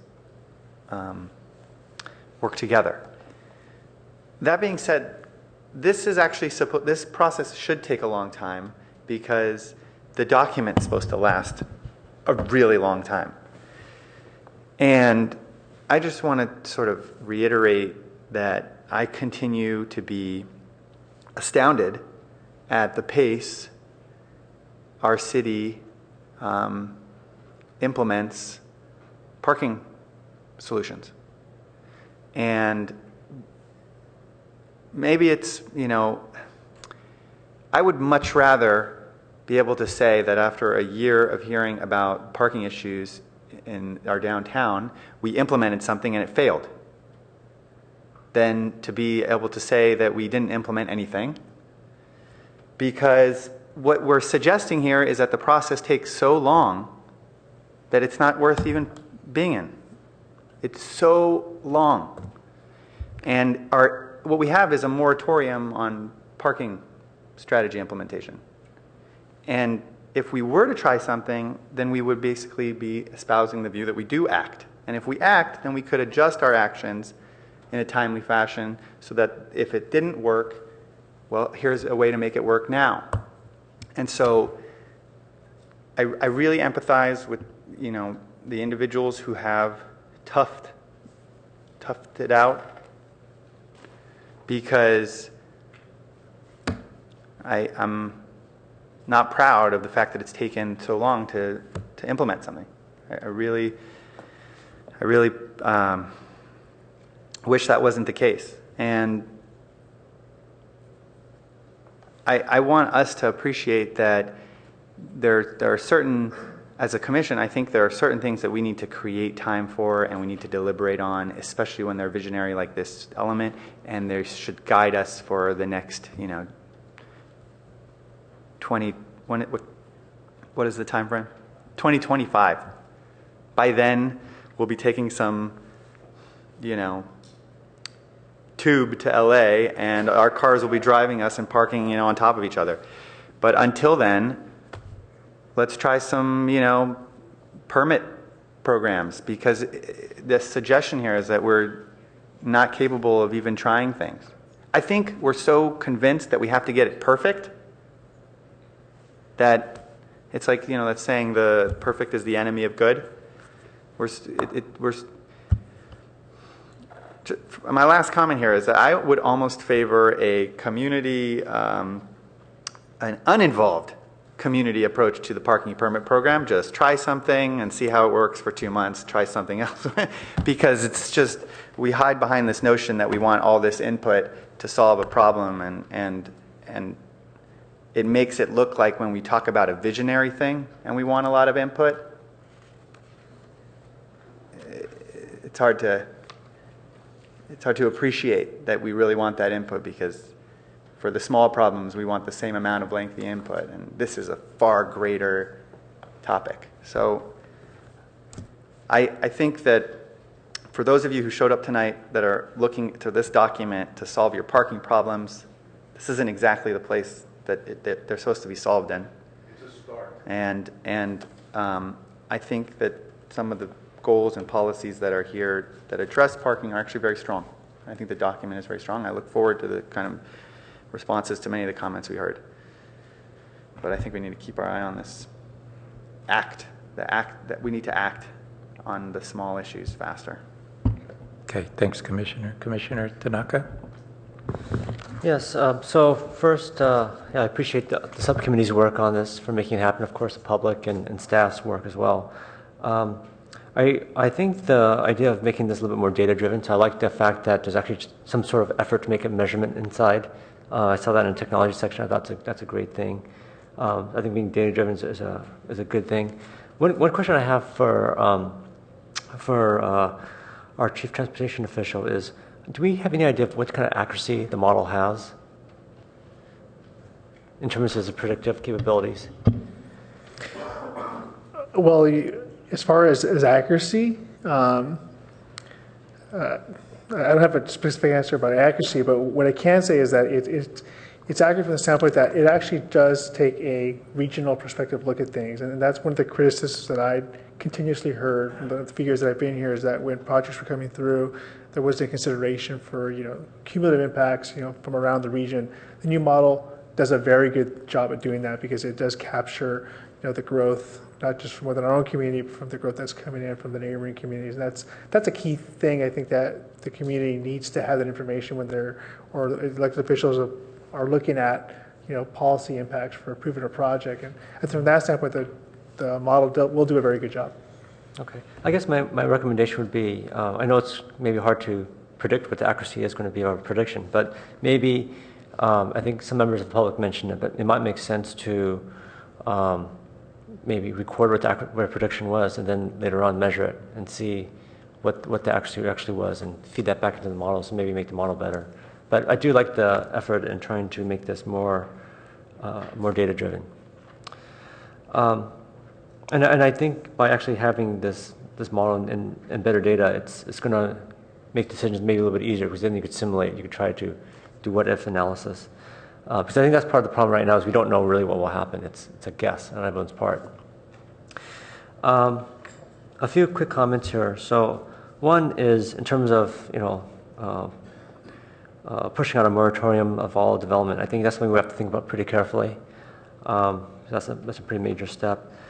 A few other smaller comments here. So I noticed that there's to do a study on auto cap, and also to go for, I guess, metered parking. And I think both of those are interesting ideas, certainly using market economics. But I think it's something which we have to, I think if we do move forward with these kind of studies, I think we'd have to very carefully study the impacts to the businesses, to the surrounding areas, and understand, I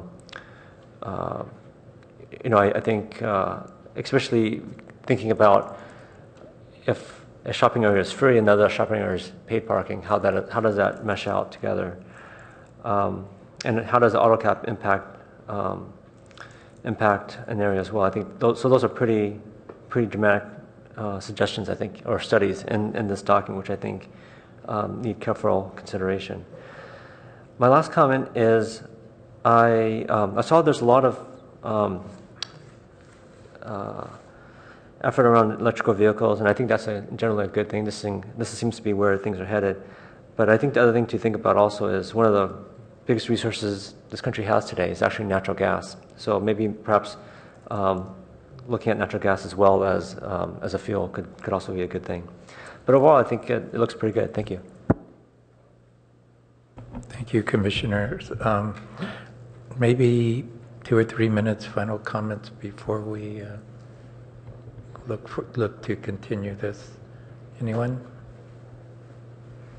So there's an idea that we continue this until September 25th?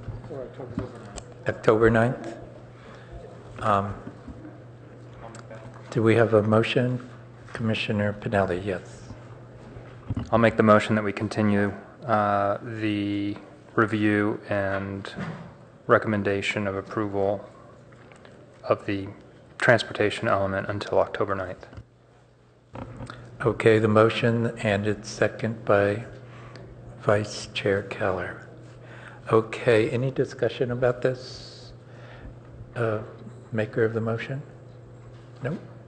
I think everything that's needed to be said about it has already been said, so I'm going to be judicious with words. Chair Michael?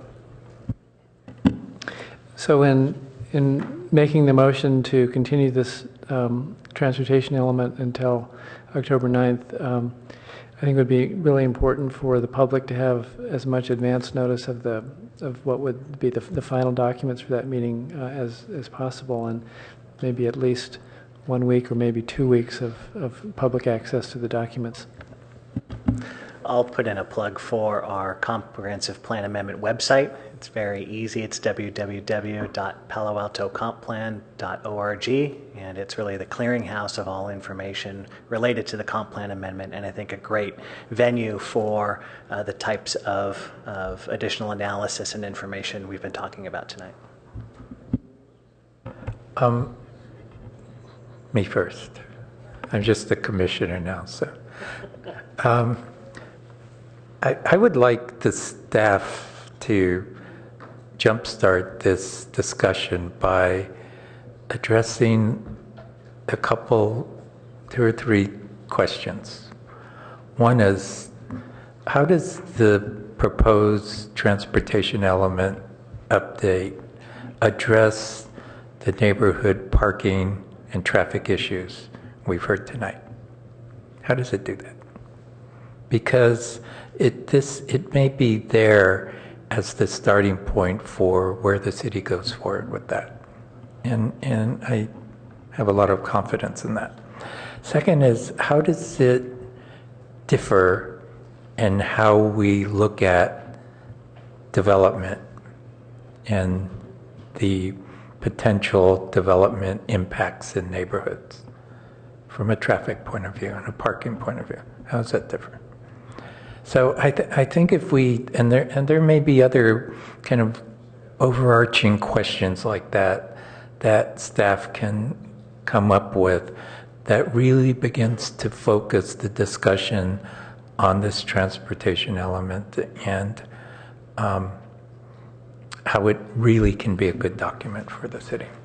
So that's my suggestion in the interim to start this. And Commissioner Keller, yes. Thank you. I'd like to suggest perhaps a way of operationalizing the time between now and or scheduling the time between now and October 9th. And I'm not sure if this works, but let me think about this. Let me propose something and see how well this fits. I think that the public, first of all, should be given another week to make more comments and feed them in on this iteration. And I think the people just begin to scratch the surface, and I feel that this should be an opportunity to get more feedback for between now and, say, next Wednesday. And then staff spend the next week after that assembling those comments and making them into some sort of assembled bullet list of individual comments that we can address. And then maybe 2 weeks from now, the subcommittee might meet and with staff and address those comments and think about that and provide responses and textual changes to the comp plan, which we then try to get posted in as quick as we can, and then give the public an opportunity to review that and comment on it for the meeting on October 9th. So I think that's maybe a way of handling it, and if that's acceptable to staff. I'm not making that part of the motion, but I think that's maybe a way of handling it. Thank you. One other thing I'd like to add is one thing that was mentioned by a chief transportation official was the idea that VTA in Santa Clara County runs the traffic model for San Mateo County. And also that there is some notion of changing the CEQA thresholds for traffic impacts by Santa Clara County. Basically taken into account additional measures, not just traffic. And I'm wondering if in the process of reviewing that, if we might, particularly since we live on a boundary between Santa Clara County and San Mateo County, if there's an opportunity here to harmonize the transportation CEQA threshold for impacts between San Mateo County and Santa Clara County. I think that's something separate from what we're proposing to do. Why don't you have that discussion with the transportation official separately? But I'd really like our transportation element because the element itself doesn't really address this transportation model. So I would like staff to really just focus on this dialogue with the community that we want to go forth. And if your suggestion for a week from our posting of questions and responses works, that's fine. It's not a lot of time. Staff is kind of pulled in a lot of directions right now, and I'd really like to give them more flexibility and freedom to just try to get it out the best they can. Okay, we have yes. Yeah. I was just gonna. We have a motion on the floor. Let's call for the vote. Those in favor of the motion to continue? Aye. The motion passes unanimously, 6-0, with Commissioner King absent tonight.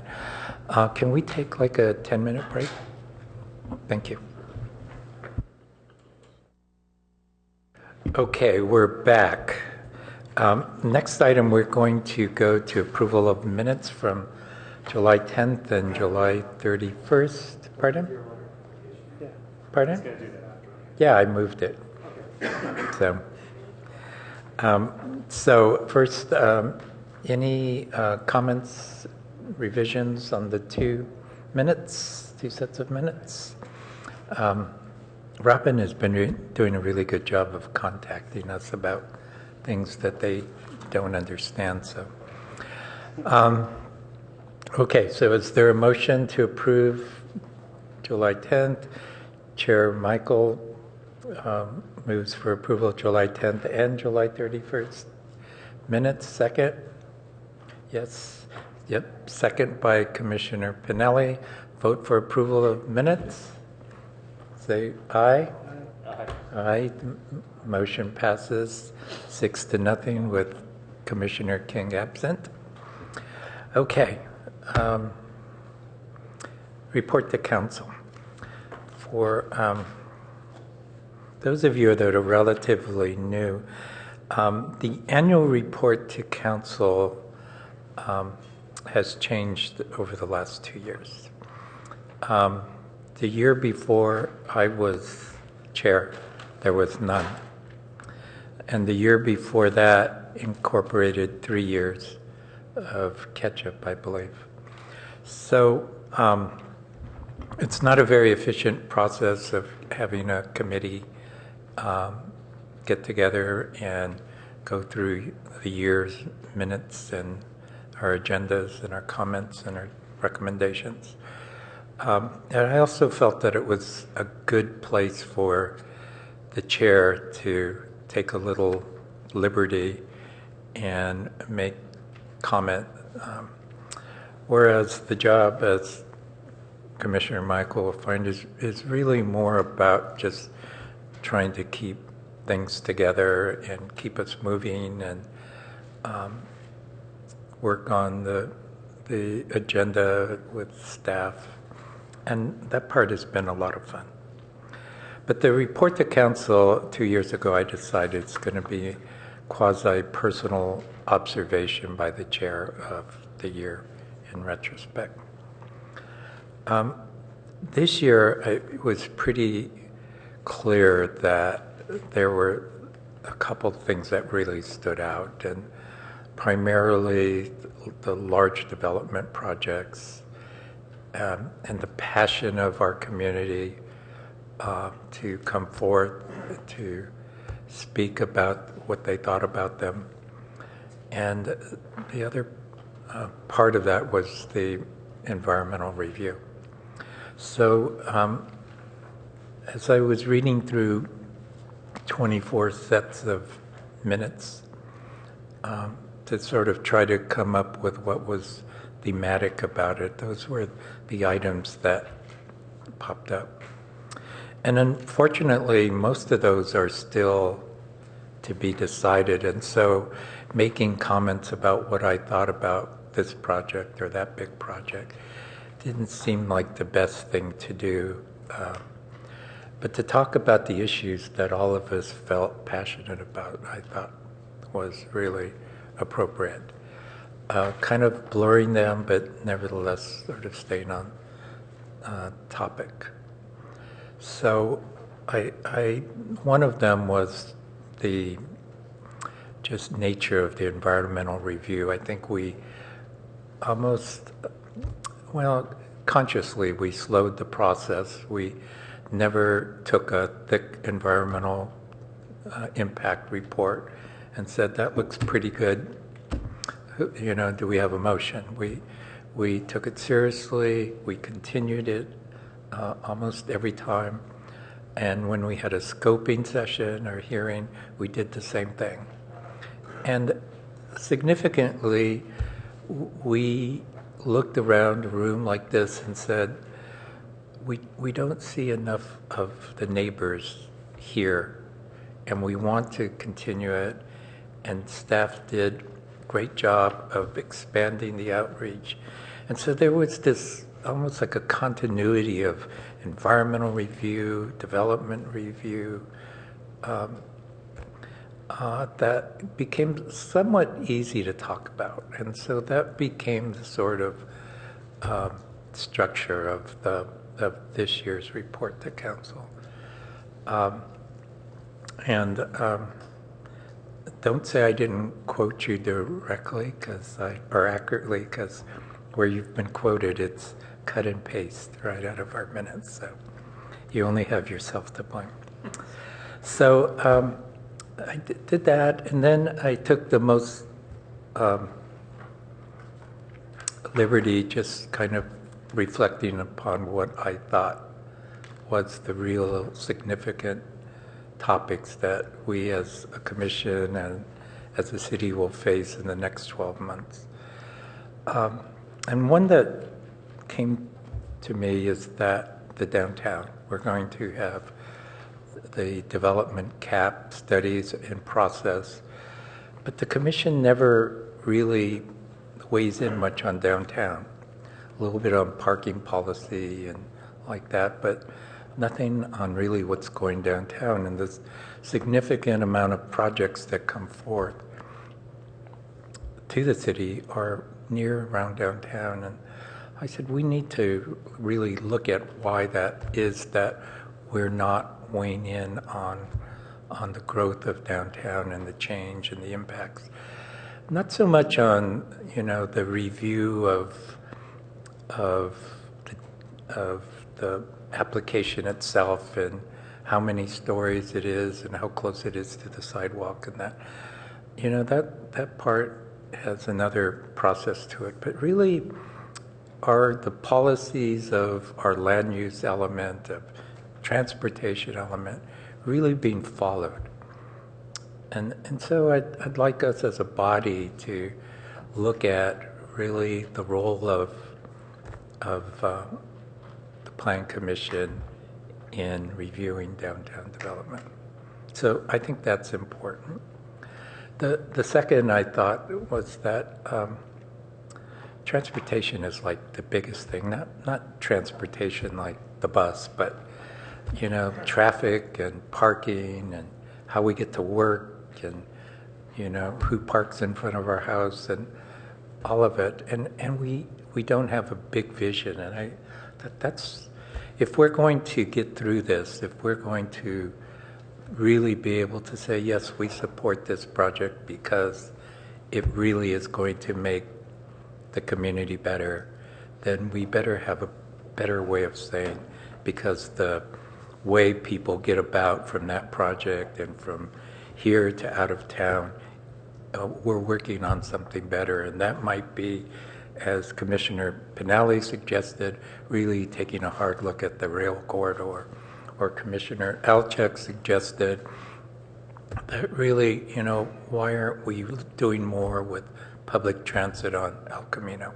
Why isn't there a grand vision for the Grand Boulevard?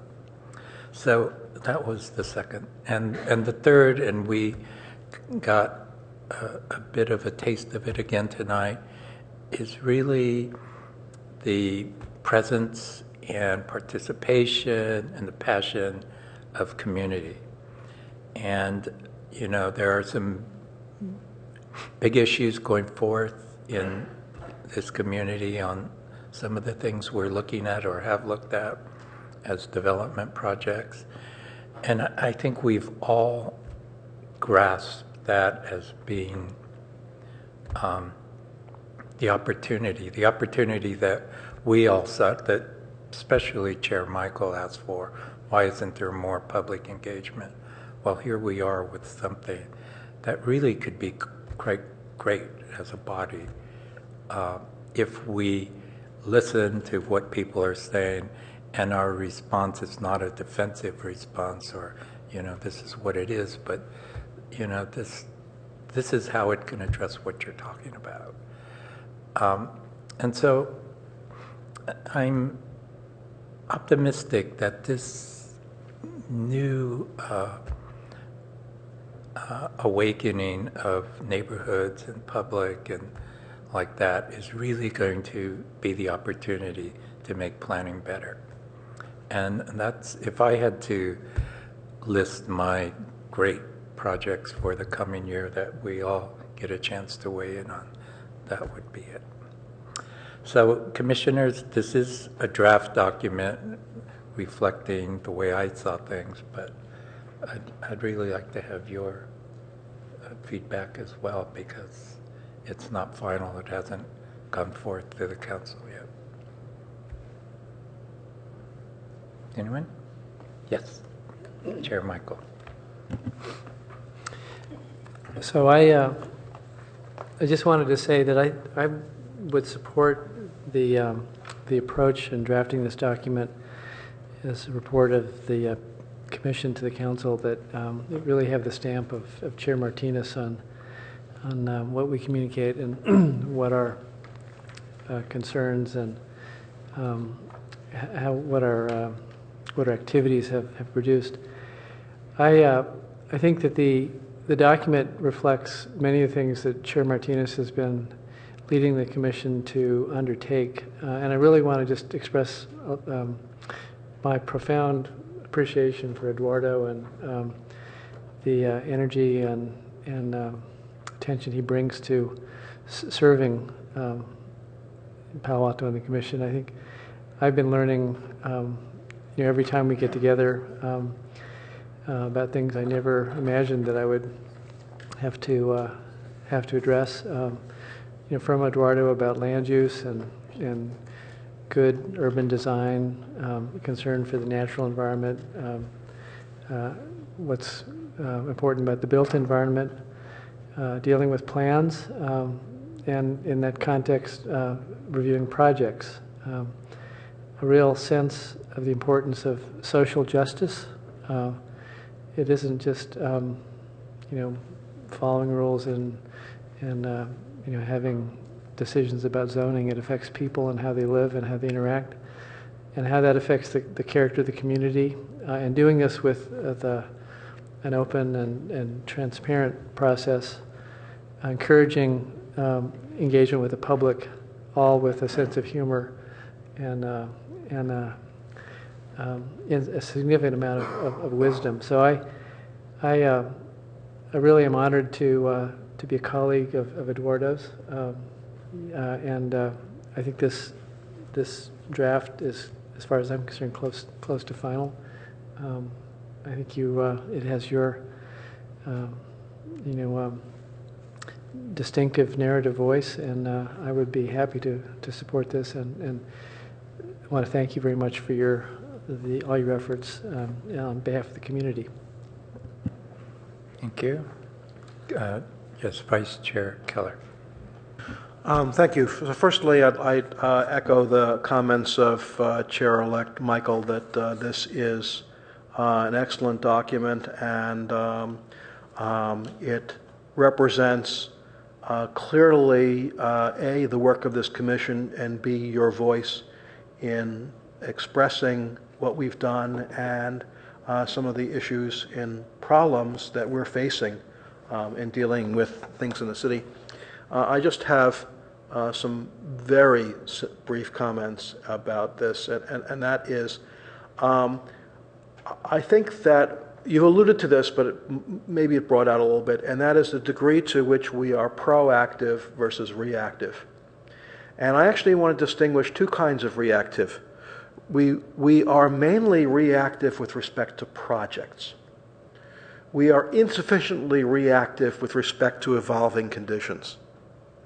An example of that before any of us came on the commission was a decision back in 2006 in the council to require CUP for developments in, I think it was CN zone or CS zone or realm zone. I'm not sure exactly what the nature of that. I guess it was realm zone.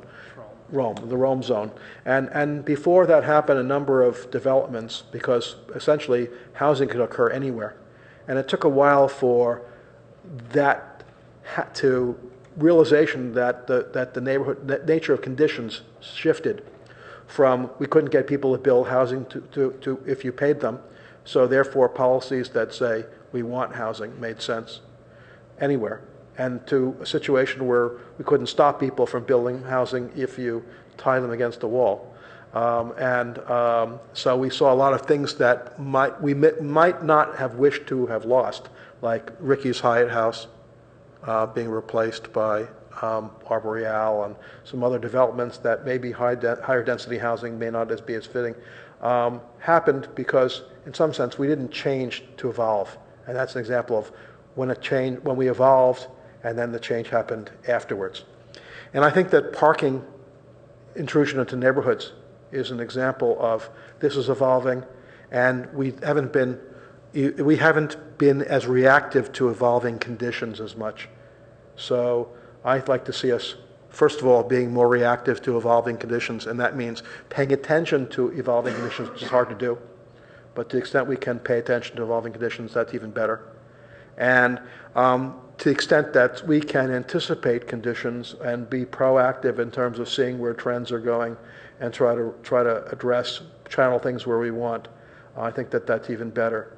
And I'm wondering to the extent to which we can deal with how the items come on our calendar and how we address things to be able to deal with this reactive evolving conditions and proactive. Thank you. Thank you. Commissioner Alto. Aside from completely destroying my credibility amongst avid book readers and book critics by highlighting the fact that I once said that The Housing Element is an excellent read, I absolutely love this memo, and I think it's very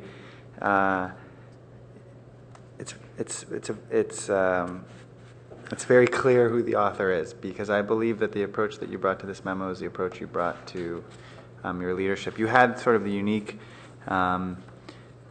opportunity to be in the position twice, back to back, and I can only speak on your second term, but it's really been a great experience to be working on this commission with your leadership, because I feel like you made it possible for the new members like myself to feel very comfortable, and you encouraged us to sort of find a voice. And you did that also by having a very unique voice of your own that sometimes contradicted the voices you were encouraging, which is to say that you were very open-minded to alternative voices. And I think as a chair, that's just a dramatic statement about your personal character.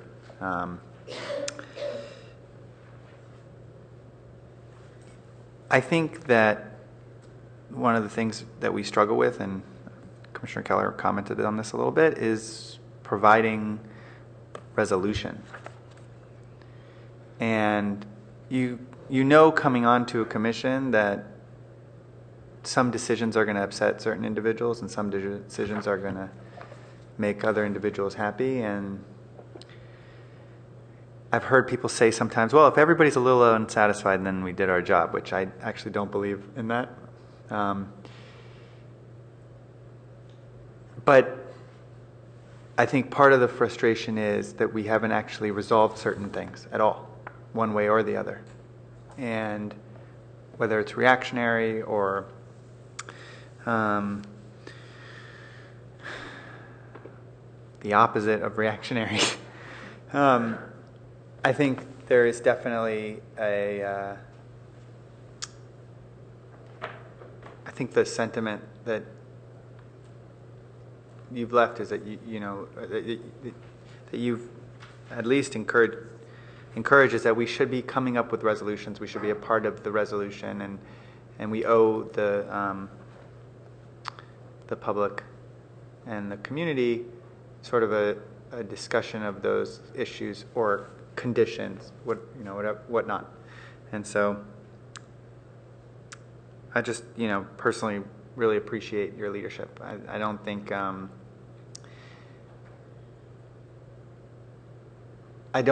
that that it's so common to have someone that had such a unique voice encourage opposing voices so frequently and so openly. And really, I thank you for that. So thanks for the tremendous work. And I think that this is such a comprehensive discussion of what we did, and it also it's positive. It's got a very positive tone because it suggests that we can accomplish more. We'll see. Thank you, Commissioner. Commissioner Tanaka. Yeah, I also like to thank the chair for your leadership over the past couple of years. And I have read this. It's quite, it looks like you spent a lot of time on it and care. So thank you for that. I think you set the precedence for the next chair to try to top us, but that's going to be difficult. But yeah, thank you for all your work. Yeah, that's not going to happen. Did I cover you, Commissioner Pinelli? Go ahead.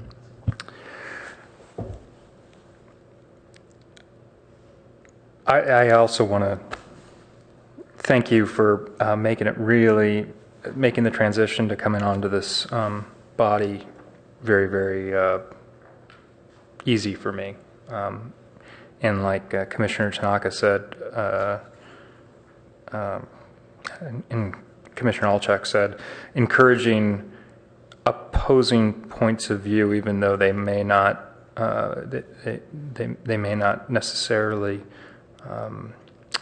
mesh well with your own point of view. I think that's something that stands out for me.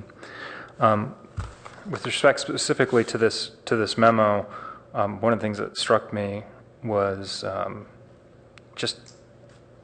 and I really need to know, how much time did you spend on this? Because it's in my opinion, nearly perfect. It's well written.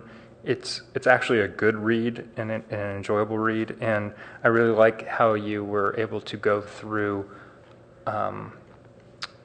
past meeting minutes and take quotes from each and every one of us and incorporate it into the memo. And I think that was a nice sort of special touch. But I would be inclined to adopt it as is. I don't think. I didn't see any edits that I felt particularly pressing.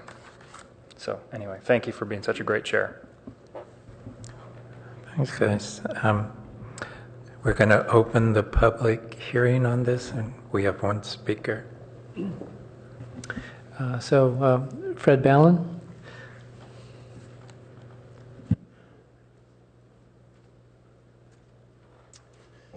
Thank you. I read the document just before the meeting, but I just was piqued a little by the comments that Commissioner Keller made.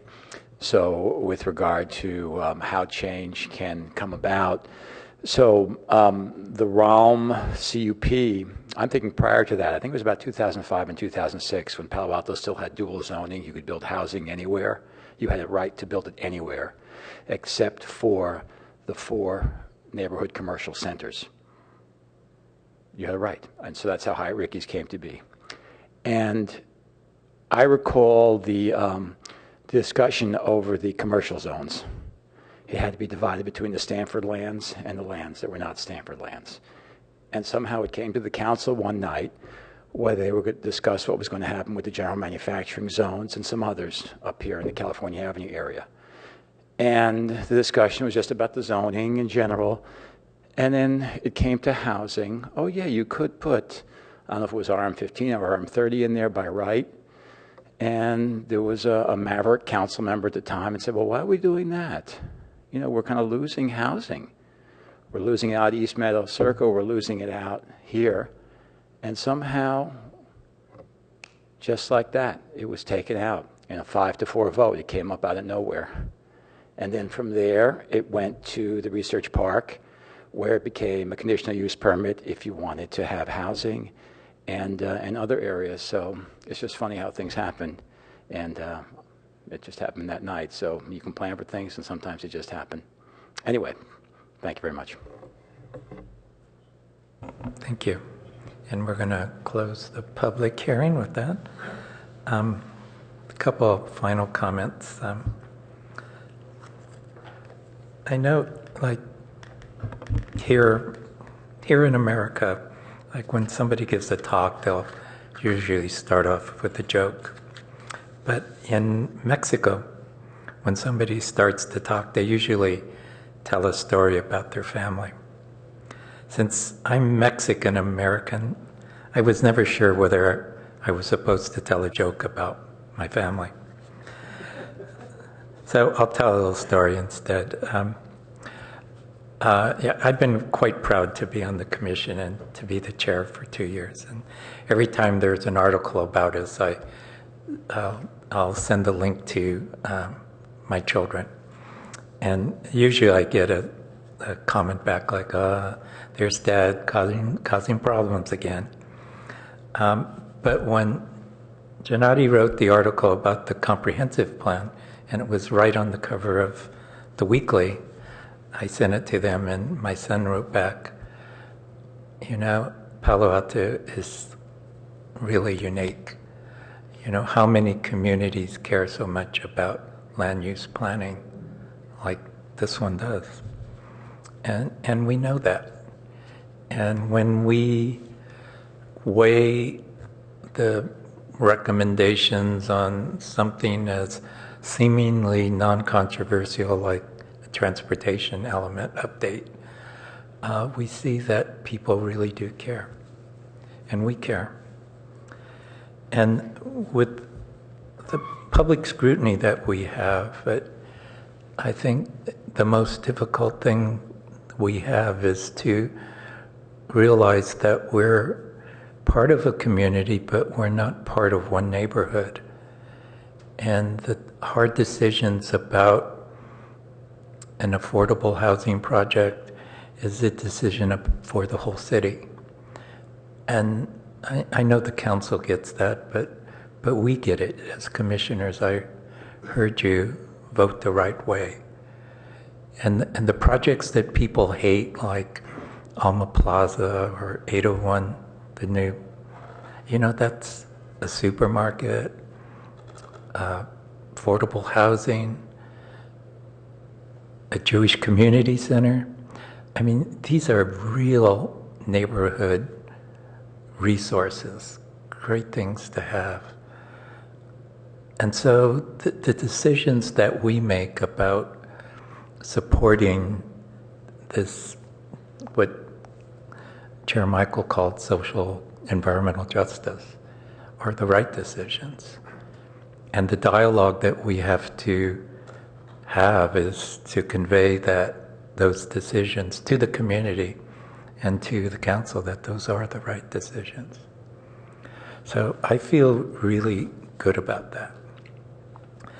So I would just like to thank you all individually, starting with Commissioner King, who's not here tonight. I just want to let him know that he can no longer say that he's the new commissioner. He's been through the trenches with us, so we're not going to let him say that anymore. Commissioner Tanaka, I've instructed the new chair to call on you to speak first, so you cannot say, I agree with all my fellow commissioners. But you can express your passion for neighborhoods as you eloquently do. Commissioner Alchek, I want you to remain forward-thinking, progressively thinking, thinking out of the box, a little bit outrageous, but with that special compassion for the decisions we have to make.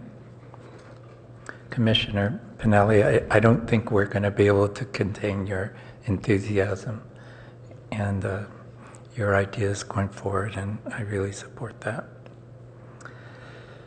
To our new vice chair, I'm really looking. One of the reasons I voted for you is because I wanted you to sit in front of the timer and realize it applies to you as much as it does to the rest of us. And the chair, you're going to be good. When I was thinking about whether I could do this job, I thought about Chair Garber and just his presence, and Chair Tuma and his political savvy. And I asked Dan Garber about that, and he gave me some simple advice, and that was just keep doing what you're doing. And so, Chair Michael, I'm going to give you that advice. Just keep doing what you're doing. And thank you all, and meeting's adjourned.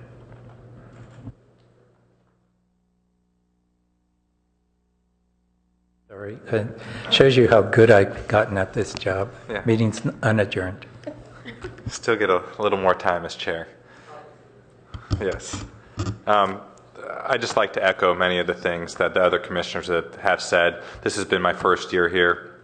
You were put on your second term right as I was starting, and you made it an enjoyable first year for me. So thank you for that, Chair Martinez. And the question is whether or not you're going to keep your Gmail address of chairmartinez@gmail.com. I suggest that you do for historical status, but you could always just change it to Commissioner. I don't have any major updates. In August, two major items that went before the council were the living in vehicles ban was passed. We're going to have a 4 to 6 month rollout of that ordinance. So there's going to be plenty of time of warning before it going into effect. We also had the Crescent Park overnight parking ban adopted. It's a pilot program. We're having a follow-up meeting with the neighborhood on September 10th to work out some of the questions that came up subsequent to the council approval.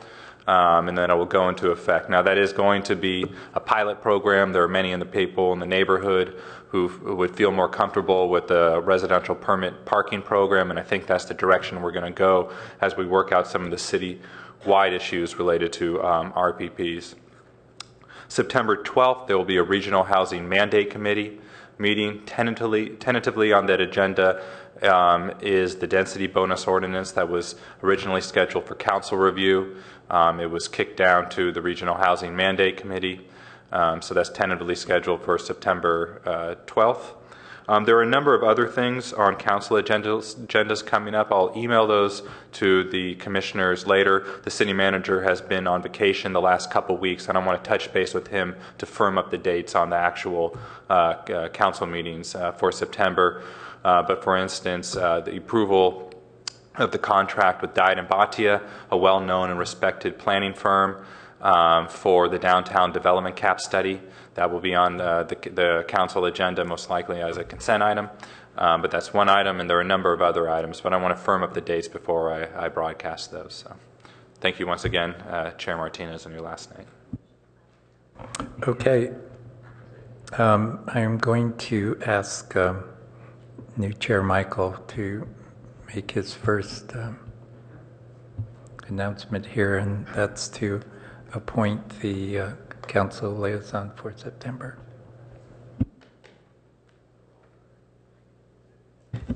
So for September, the council liaison will be Vice Chair Keller. Okay, thank you. Anything else before I close the meeting for a second time? I did want to just, the three of you, just thank you for being great to me. It's been a real, it's more than a pleasure. You're great friends, and so thank you very much. Meeting is adjourned.